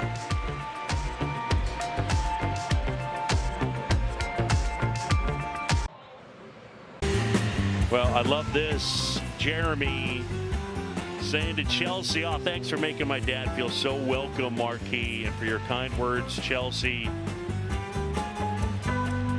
Carson Kelly takes a strike, and there's Greg Wintrob and his wife Jane. So Greg Wintrob, great work. What a nice man. Peanuts? This guy's marquee bag there. I think you know how much I enjoyed that. Yeah, it was cool. You know, Boog, that I was raised by my grandpa, and they look a lot alike. And I just got that warm feeling just sitting next to him. Yeah, he had that vibe. Michael Bush fouls it away. You know, Boog, and I think I told you a story about my love for baseball. My dad left when I was 11, blah, blah, blah. Didn't like sports or whatever. My grandpa loved it. And there was one night where he took us to see the Kansas City Athletics play. And we were in the upper deck. It didn't matter. It was a second. And Boog, you'll remember this. Satchel Paige was pitching for the Kansas City A's. And it was reported that he was like 50-some years old or whatever. And I'm watching the game. He was playing the Boston Red Sox. The only hit was by Carl Yastrzemski. I remember like it was yesterday. And all of a sudden in the 4th inning, after he warmed up, the manager came out and took him out before he threw a pitch. And the crowd gave him a standing ovation. And I got goosebumps all over my arm. And I'm doing it now as I had never felt like that before. And that was the moment. I mean, I told my grandpa, I go, wow, man, I'd like to be, just one time. And that's what happened. And that's what's going on at the ballpark here tonight. There are people out here right now that are watching PCA do things, and they're like, Dad, when we get home, let's play catch, right? Absolutely.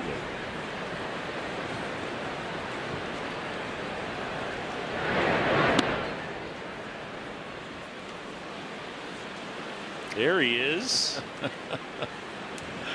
I'm glad they put that one up and not my senior high school picture that Mark Harmon and my agent Barry Axelrod put up on a billboard.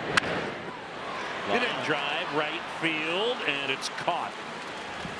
Nico hit that on the nose.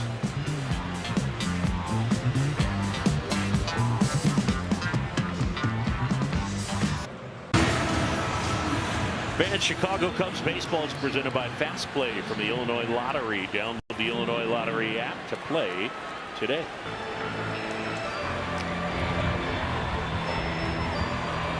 That's going to be me tomorrow, Boog. You're going to be out there. I'm going to be in the bleachers. Who are you going to be out there with? I don't know yet. Probably Chelios. I don't know if Eddie Vedder's still in town. I don't know. You know, I was in the bleachers once before, right? You remember that story? 1996. I'd retired in 95. 1996.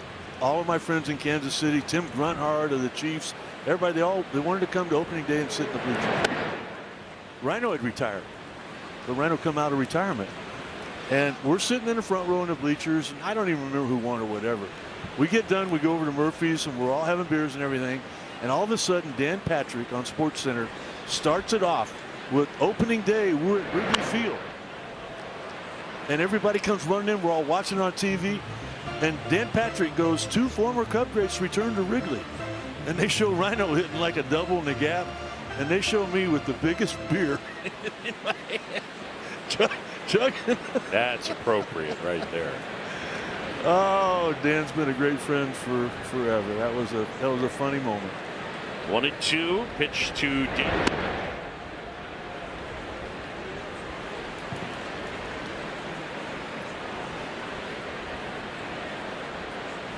Cubs lead at 9-0. 9 runs, 8 hits, and no errors. Ooh. I would have tapped on that. And I would have been wrong. Yep. 3-2.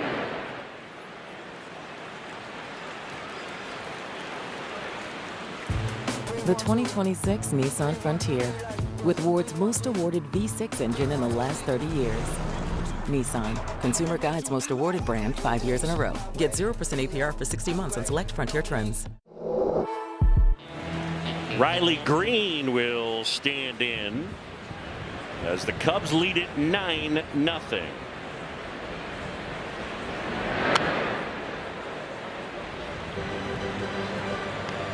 All right, I'm going to switch chairs with you. Boog, what's the thing you like most about David Peterson tonight? Well, the last batter notwithstanding, strikes. There you go. Yeah, that was his first walk, wasn't it? Yep. You got a team. Detroit's coming to town playing well. They're playing like a team that's going back to the postseason. They were swinging the bats last night. We found out right off the bat in the top of the first inning. And he has absolutely shut down what I think is a really good lineup. And a lineup that's only going to get better when they get Javi Baez back. Yep. 8 outs on the ground. That's in the air, but slicing foul and out of play. And again, look, you go back just to last year, he was an all-star. So from the beginning of 2024 to the All-Star break last year, he made 39 starts of 2.97 ERA. Now since then, it's been ugly. An ERA north of 6, almost 6.5, gets the punch out there. But it gives you an idea of what he is capable of. There have been extended stretches of really good pitching as he gets Green there. That's one of those secondary pitches that Carson Kelly was talking about. The better command he has with that, just by throwing strikes with it, will make his fastball even more effective.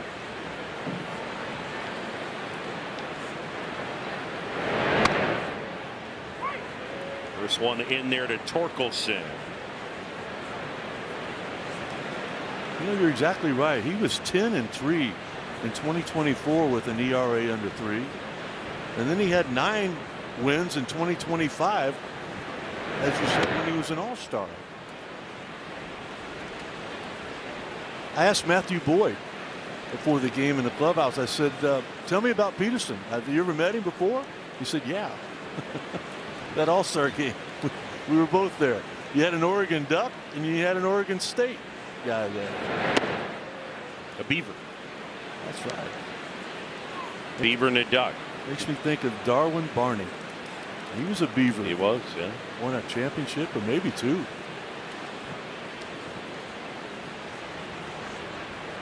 Speaking of 2, how about that ground ball?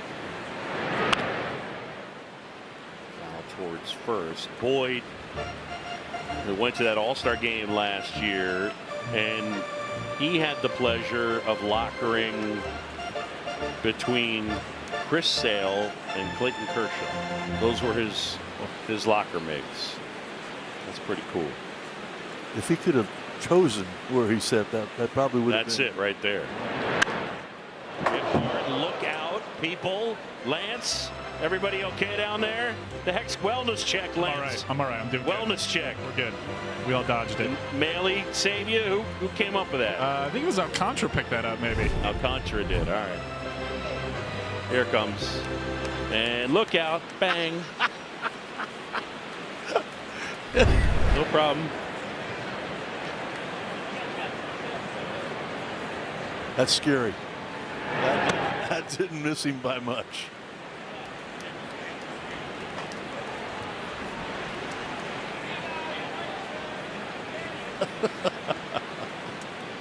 Let the good times roll. 1 out man at first. Cubs up 9-0. 3-2. Fly ball left field. Hack.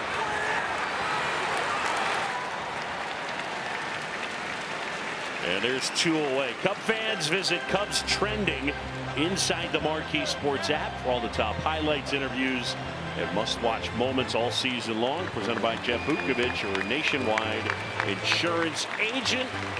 Visit jeffvuk.com. Nationwide is on your side. David Peterson will get a nice hand. He got a nice pat from Craig Counsell. Welcome to Wrigley. Aaron Savali coming in.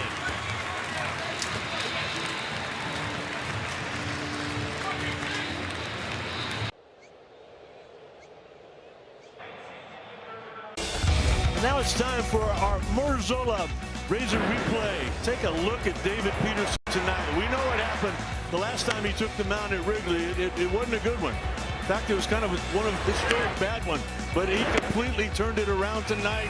They made some adjustments with him on the mound. They made some adjustments with his lower half, and he just got a tremendous ovation here at Wrigley Field. And our Motorola Razor replay. Had a little trouble with that, didn't I? Motorola Razor replay. Where's George Kittle when I need him? Get Greg back up here. God. Not that tough, is it? Motorola Razor replay. There you go. Nailed it. Nailed it. Aaron Savali. We know this guy.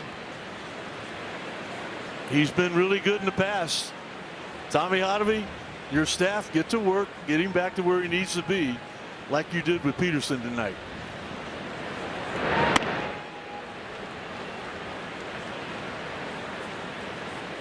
Ball with 2 strikes to Vierling with a man at first.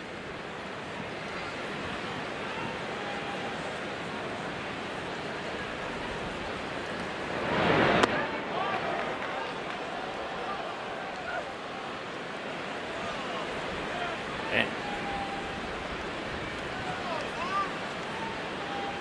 2-2 now. 9-zip Cubs. Savali on here. The kick, the pitch. Corner. We'll watch that drop over his head. PCA. Oh. That was a close play. A little closer than I think Dylan Dingler anticipated. They're looking at it, aren't they? Yeah. No. They will not look at it. Must have gotten his foot to the bag before. Outstanding play on the part of PCA. Yeah.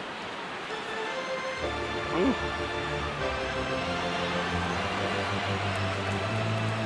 Yeah, he's safe. You know what I like about that, though? I like that Bregman got off to the side to where he could make sure that ball didn't get away and PCA get charged for an error because he was hustling. He made sure he secured the baseball, tried to apply the tag to get the out.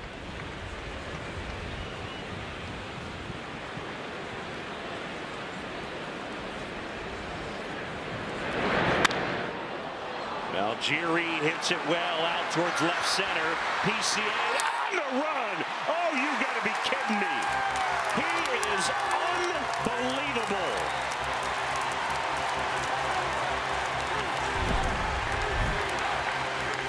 A 5-star catch right there. Ow.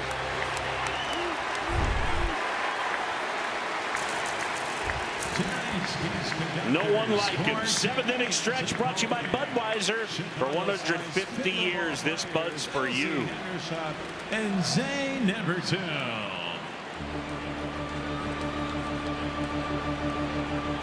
All right, Cubs fans, let me hear ya! 1, 2, 3.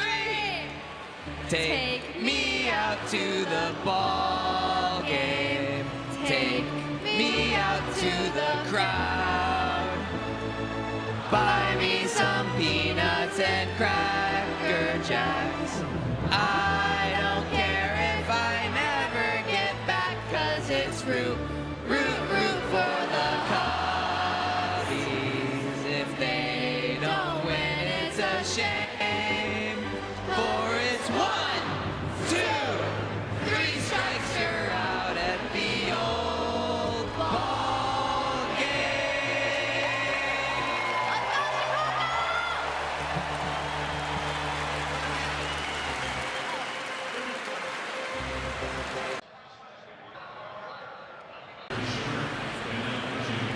9-0 as we go to the bottom of the 7th. And we've got a position player pitching as Zach McKinstry dusts Ian Happ. That was on purpose. Huh? He did that on purpose. So McKinstry here.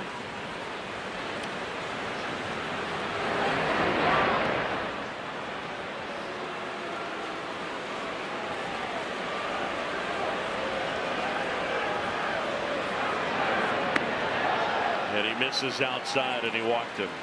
All right, let's take another look at that catch. Look where he starts in right center.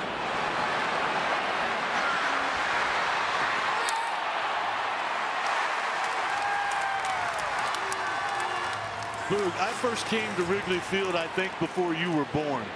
I have seen that ball hit 1,000 times, and 99.9% people just let it go off the wall.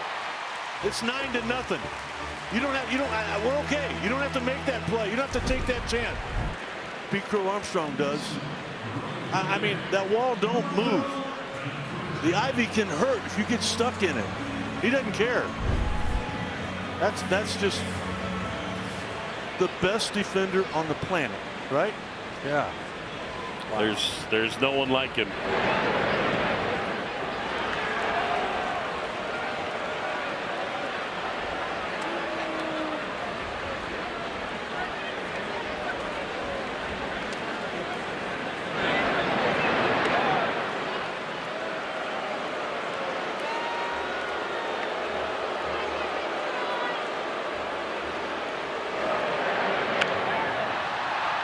High fly ball, right field. Algieri back and makes the catch.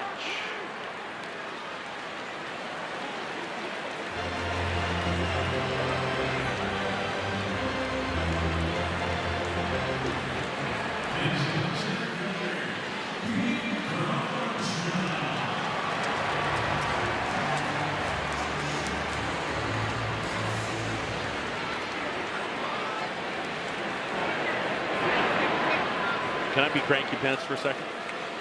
No. Okay. Like you weren't going to do it anyway.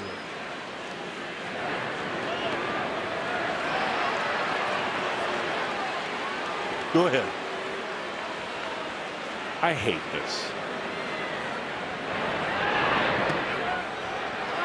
A position player pitching in the 7th inning.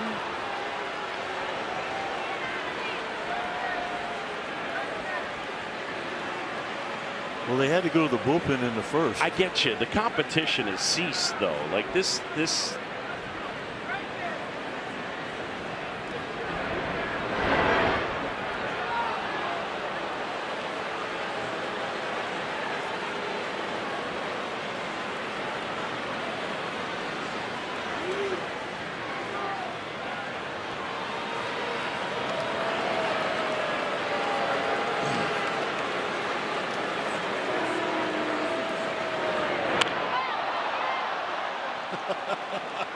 That was kind of funny.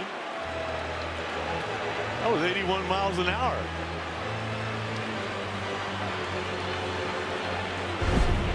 Look at this. Boom. And Pete turns it around. Okay, hate's a little strong, but it's such a, yeah, if you're putting a position player in at this point in the game, the competition's over, isn't it? Like AJ Hinch is saying this game's over. I surrendered. But I will tell you this, you don't want to end the game now. Nobody's left. Oh no, I get it. But also,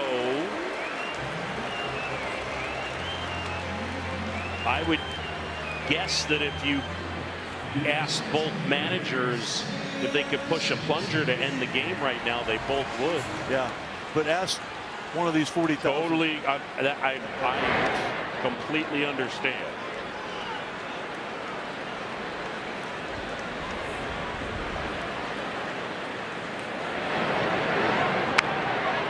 On the ground. Ooh.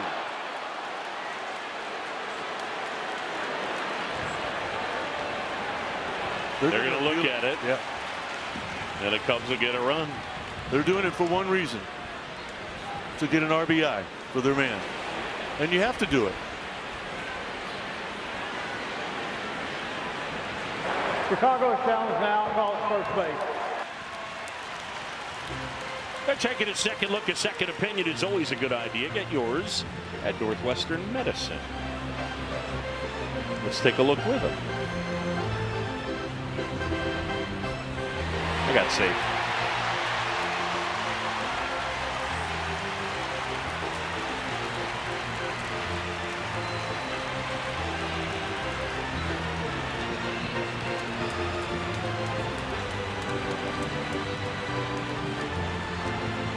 Well, a good night for the Cubs. David Peterson was sharp.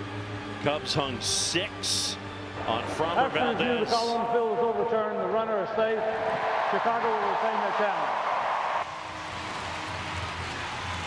Insurance Runs brought to you by Gallagher, your trusted insurance broker and people strategy partner.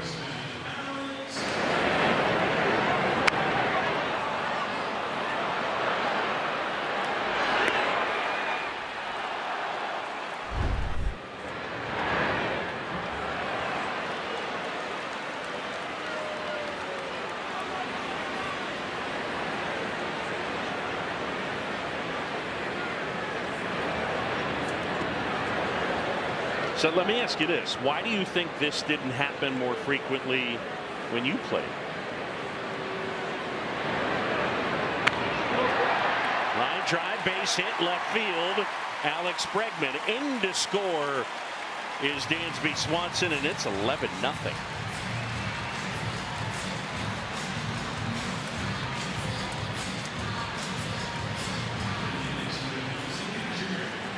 I don't have an answer for that.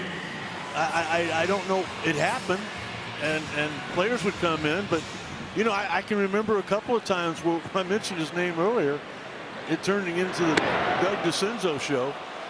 Doug DeCenzo was brought in a couple of times, 4 or 5 times. He always kidded me that his ERA was lower than mine. He pitched at Oklahoma State. Right. He was a closer there. I mean, I don't know what he was throwing, but it was firm, and he could spin it. I don't ever remember really anything like this, though, where it's just slow pitch softball.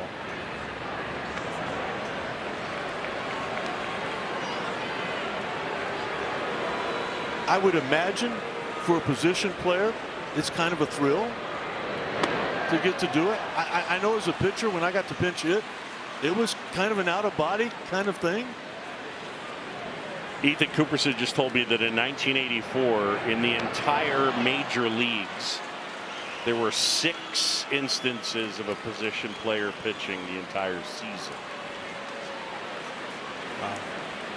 There's probably been 10 already this year, right? In the majors? Oh, wait, I mean, I would say even more. 104.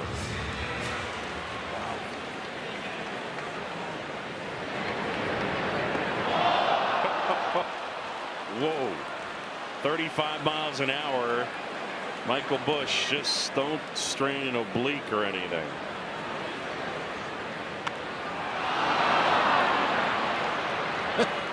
Popped up Gleyber Torres. Rizzo, Freddie Freeman. That was fun. That was fun.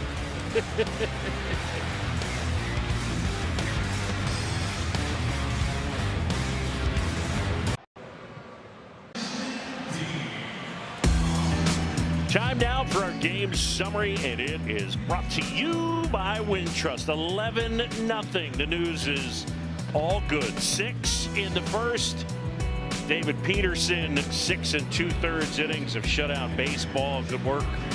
And the Cubs having a nice night. PCA accepting 3 walks, a triple, and a single. Knocked in a couple. Some defensive changes with Savali continuing out there. Nico Horner moves from second to short. Justin Dean takes over in center, and Pedro Ramirez is at second base. There he is. Glad to see Pedro back out there. Remember that swing that he took last night? I know you were watching, Boog. It looked like he did something to his ribs. There were a lot of concern, but nothing was said pregame. Breaking ball in there. Saw Nico taking some ground balls during batting practice earlier today just to get ready in case this situation came up, and it did. Challenge from Carson Kelly. Previous pitch, call ball. Catch his counter. ABS powered by T-Mobile. It's a strike. Carson Kelly is the king. Rogers is gone, and there is one away.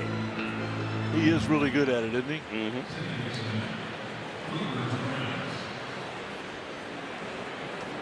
And now it's Gleyber Torres, who is 0 for 3. Cubs lead it 11-0.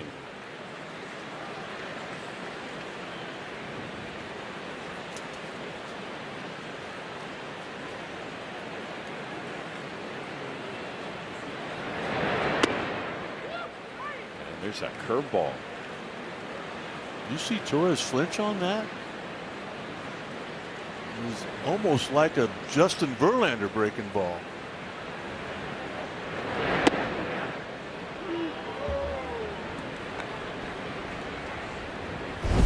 This wasn't far from where that last third strike was. No. Carson was right again. Swing and a miss, and Torres is gone. Our man Sam, what a fever dream, just got shouted out on Watch Marquee. Thanks for the support. Keep it going, Sam. Keep walking Wrigley, and we will keep supporting you. We want pictures of that wedding. Yeah, man.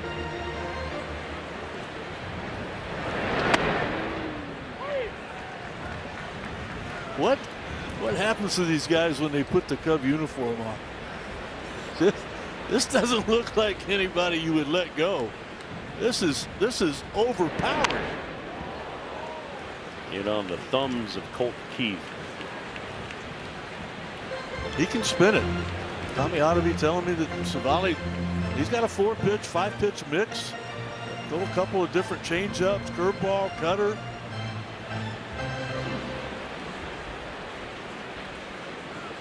And you can tell he can start by the fact that he's pitching with the windup instead of out of his stretch.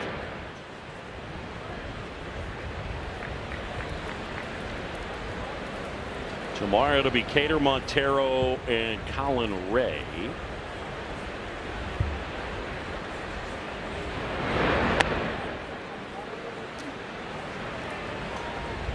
That game, by the way, will air on ESPN.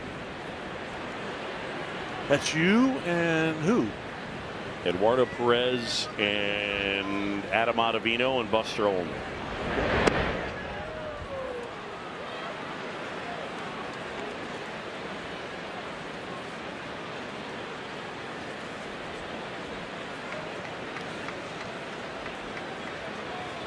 Three and two outs, payoff pitch.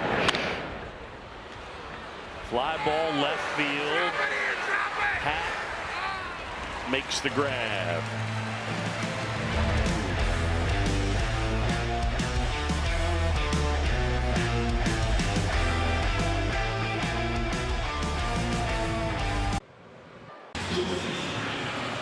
Bottom of the 8th, and it is all Cubs here tonight, 11-0, and the new pitcher is Mr. Rogers. And his neighborhood has changed as he delivers a strike to Nico Horner. And it seems like a good time to let the people know. On the ground, that's to short. Lee gathers it in. And there's one away. Sut. There's no challenging allowed when a position player is pitching. They turn off the challenge machine. Yeah, that's a good little trivia piece, a good little nugget for, you know, for the folks out there, just in case you're wondering. And so, Nick Marley, there's no challenge. So ring them all up, right? Ring them up.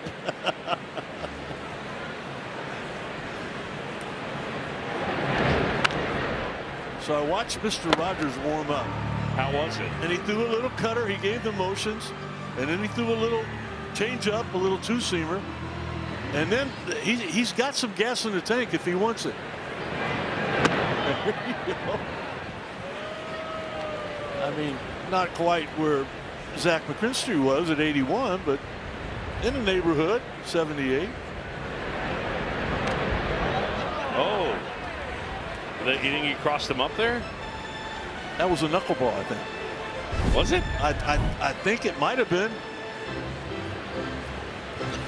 It went off his face. And Hack is plunked.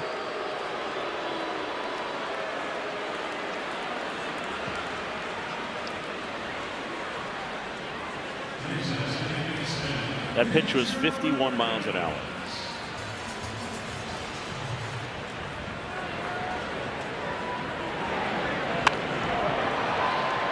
In the air, out towards left center field. Vierling knocks it down. Hack to third. Ramirez into second, and it's a double.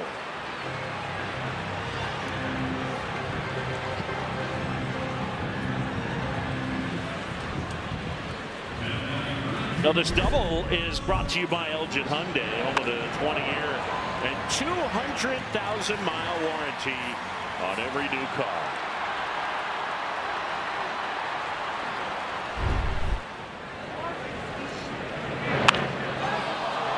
Michael Conforto demolishes one down the right field line and foul.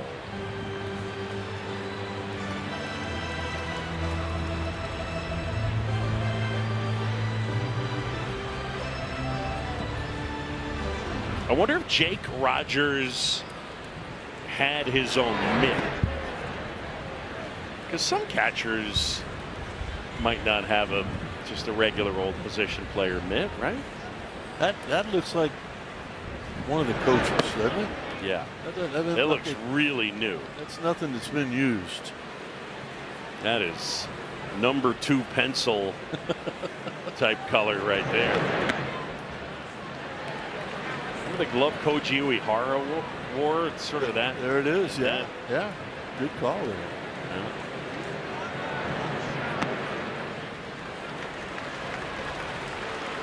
It's a walk. It's time now for How Far Did It Fly? It's brought to you by American Airlines. Michael Conforto. Bang! 383 feet later, the Gauntlet of Love. 4th pinch hit homer of the season. Most in the majors. Homer number 9. Yeah, the pitch in there for a strike. That wind didn't bother him, did it? No. That would have been well over 400 feet with no wind.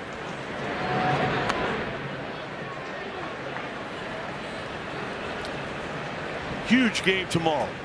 Opportunity to win another series. I'm not saying this one's over. I'm not that guy. Huge game. Off day Thursday. Off to Pittsburgh. Yep. The first 3 of 17 straight. 4 in St. Louis. Yankees, Dodgers come to town.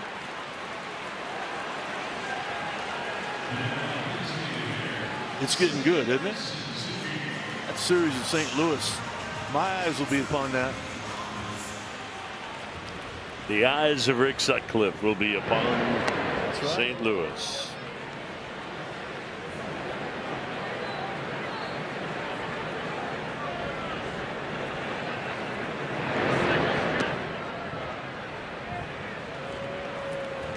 A win tonight. 9-1-1 in the last 11 series.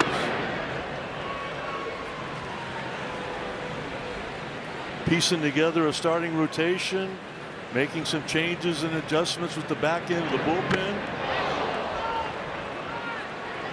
Colin Ray has been outstanding. You expect him to be that again tomorrow.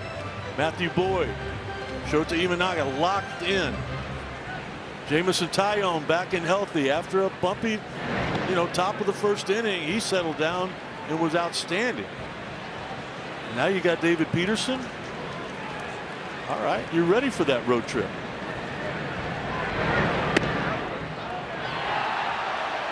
Seiya gone on strikes, and Rogers finishes up the inning. We'll go to the 9th, 11-zip.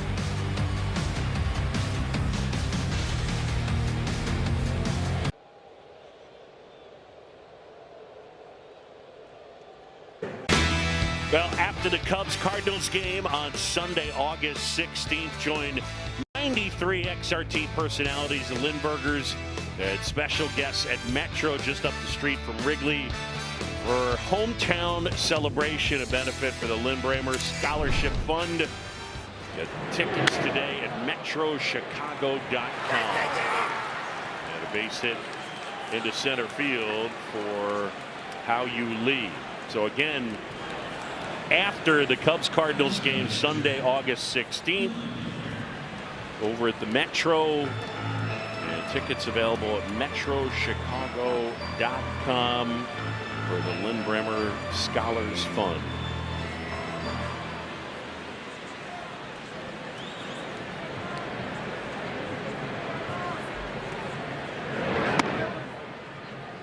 Boog, how much was it that you raised for ALS?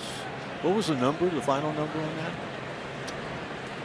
So I believe close to $20,000 or $200,000 we raised, and there was multiple pieces to it, but that auction raised close to, I think, $130,000. Cannot thank the folks at Cubs Charities enough for all of their help. Amazing. Fly ball drilled out towards left center, and that's gone. Dingler breaks up the shutout with that blast, and it's 11-2, his 22nd.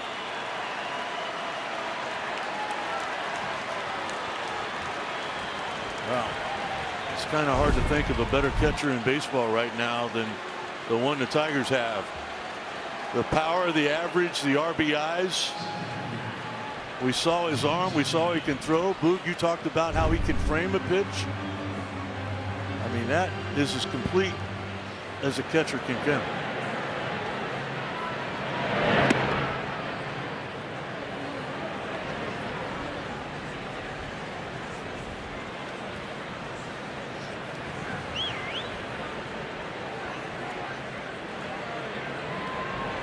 James Outman now, and that's in there for a strike.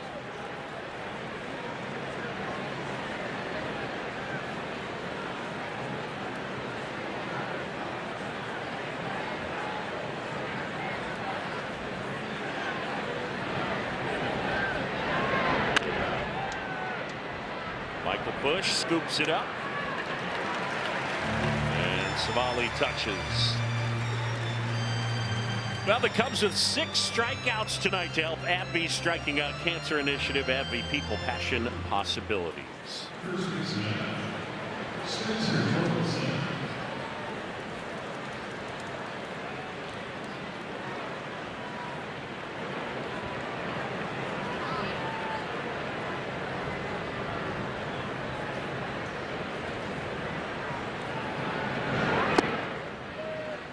Swing did not go.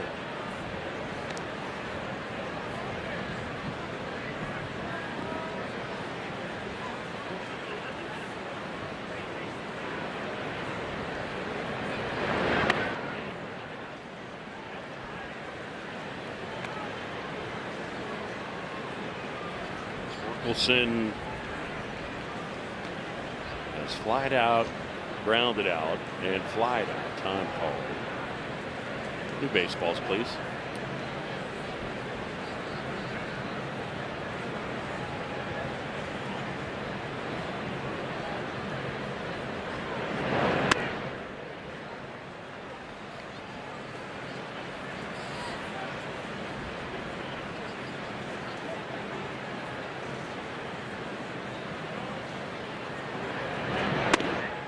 All right, Rick Sutcliffe. We're in the late stages of this one. You up for a piece of trivia? I'm going to make you guess something that's really hard to guess, but we'll have fun with it, I promise. I might surprise you. Yeah, I'm ready. There's an answer to this from the league office. 3-1. How many baseballs on average are used in a major league game in 2026?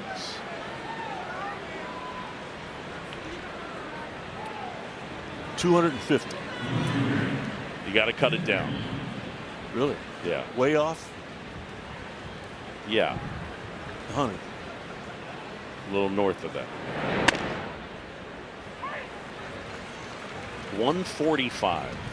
The average big league game uses 145 baseballs. It didn't used to be that way. Oh my gosh.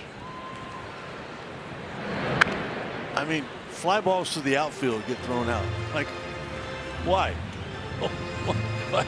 I mean, you get a ground ball and they throw them out. You got a nice little scuff on it. Yeah. That you know, a veteran pitcher could always make it work a little better. Not now. None of them. They don't even want it. I mean, I bet you got through games with 24 baseballs. I bet you played in games. That might be a little low. But what about a great dramatic game? Yeah, right. Yeah. 77 pitches in an inning. Well, the one thing with velocity now, there are way more foul balls. So you are going to get the need for more balls to be put in play. But holy cow. How about this? I saw something this spring that I had only seen one time in my baseball life. I saw a guy throw a bullpen with the same ball. The first time I ever saw it was Kyle Hendricks. Bounce to second for one, and they're not able to turn two. I think Bregman did that on purpose, right? No doubt. Absolutely no doubt. He didn't have a good grip on it. He knew that he didn't want to overthrow the second baseman, so just put it in the ground. That's it. I got plenty of time to get it there. You're not going to turn the double play. Do you know who put a bullpen together this spring with the same ball? Cabrera. Wow. I mean, I'm going to tell you, I'm still really, really excited about him. I don't know what's going to happen. There's been a history of injuries. Yep. But there's a lot of talent. There's a lot of talent in that big man. I love the smile from Pedro Ramirez after that play by Bregman, bouncing it to him on purpose. Sort of like, I'll show you one, young buck.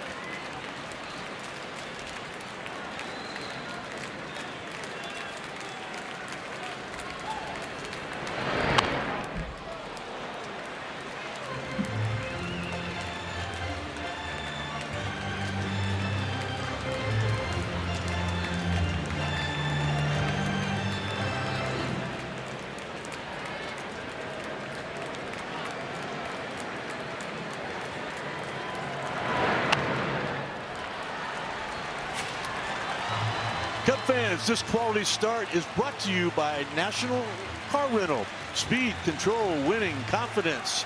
There it is, David Peterson. That's the 4th quality start in the last 5 games for the Chicago Cubs.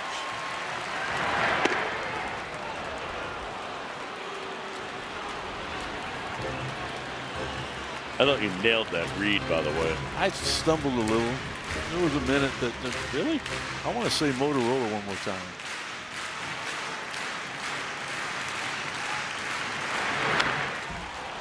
I'm honestly hoping that we're going to find out tomorrow that they've decided because of you to change their name to Motorzola. Come on, buddy. Motorola Razor Replay. Motorola Razor Replay. Motorola. You'll have JD back soon, and you'll be back happy. Razor Pro. 3-2.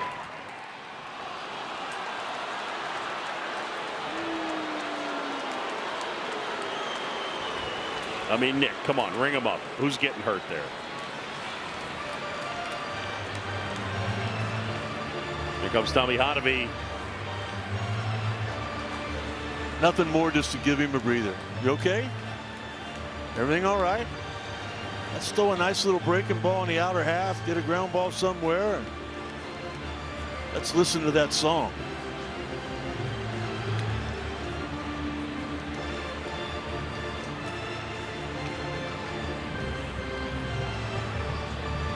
You know what I'm thinking right now? Yeah. Even with the big lead, the bat boys don't dare start packing up the bats. You don't do that. Look at here. What's on our monitor up there? They've already got the card for you to read when it's over. We like to call it the closed copy. Is that what it is? Yes, it is. I don't know. That's in there for a strike. Hotovy to the mound normally means an out for the next hitter. Let's see if that comes true again. Back into the windup. Out towards left center. Dean.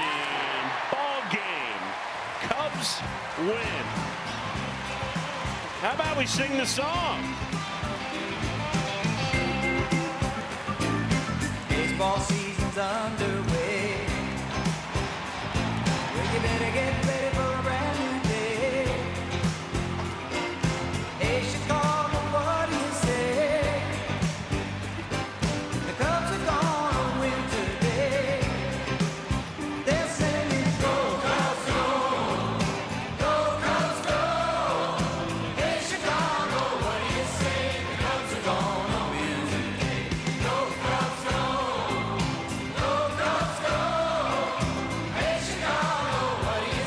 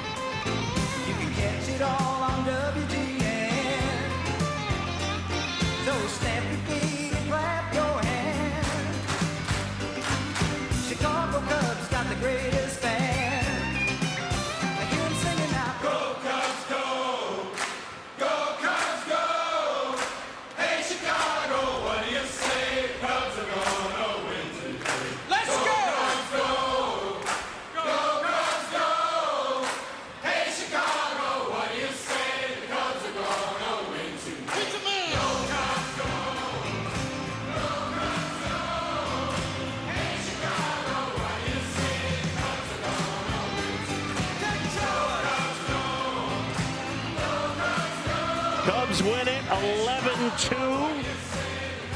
Did you enjoy that, big fella? I did. I want to congratulate David Peterson on his first win at Wrigley as a Cub. He'll never forget it. Cubs pick up the W, go for the series win tomorrow. For Rick Sutcliffe, Lance Brozdowski, and our entire outstanding crew, I'm John Shelby. Thanks for watching Chicago Cubs baseball here on Marquee Sports Network. Again, your final, Cubs over the Tigers, 11-2. A reminder, tomorrow's finale against the Tigers airs exclusively on ESPN. Make sure to turn back to Marquee for the postgame show immediately following the last out. First pitch at 7:10 p.m. Coming up next, Cubs postgame live. Cole Wright, Elise Menaker. Cole, take it away. Well, thank you very much, Boog. An absolute beatdown of the Detroit Tigers. A little payback for last night and David Peterson. First quality start of the season. Left no doubt. First inning, score 6, continue to tack on, and David Peterson, a great quality start for him. Yeah, scattering 3 hits. He was as good as he needed to be. So were the fellas. We'll tell you all about it. That and more. It's coming up next on Cubs Post Game Live. Stick around.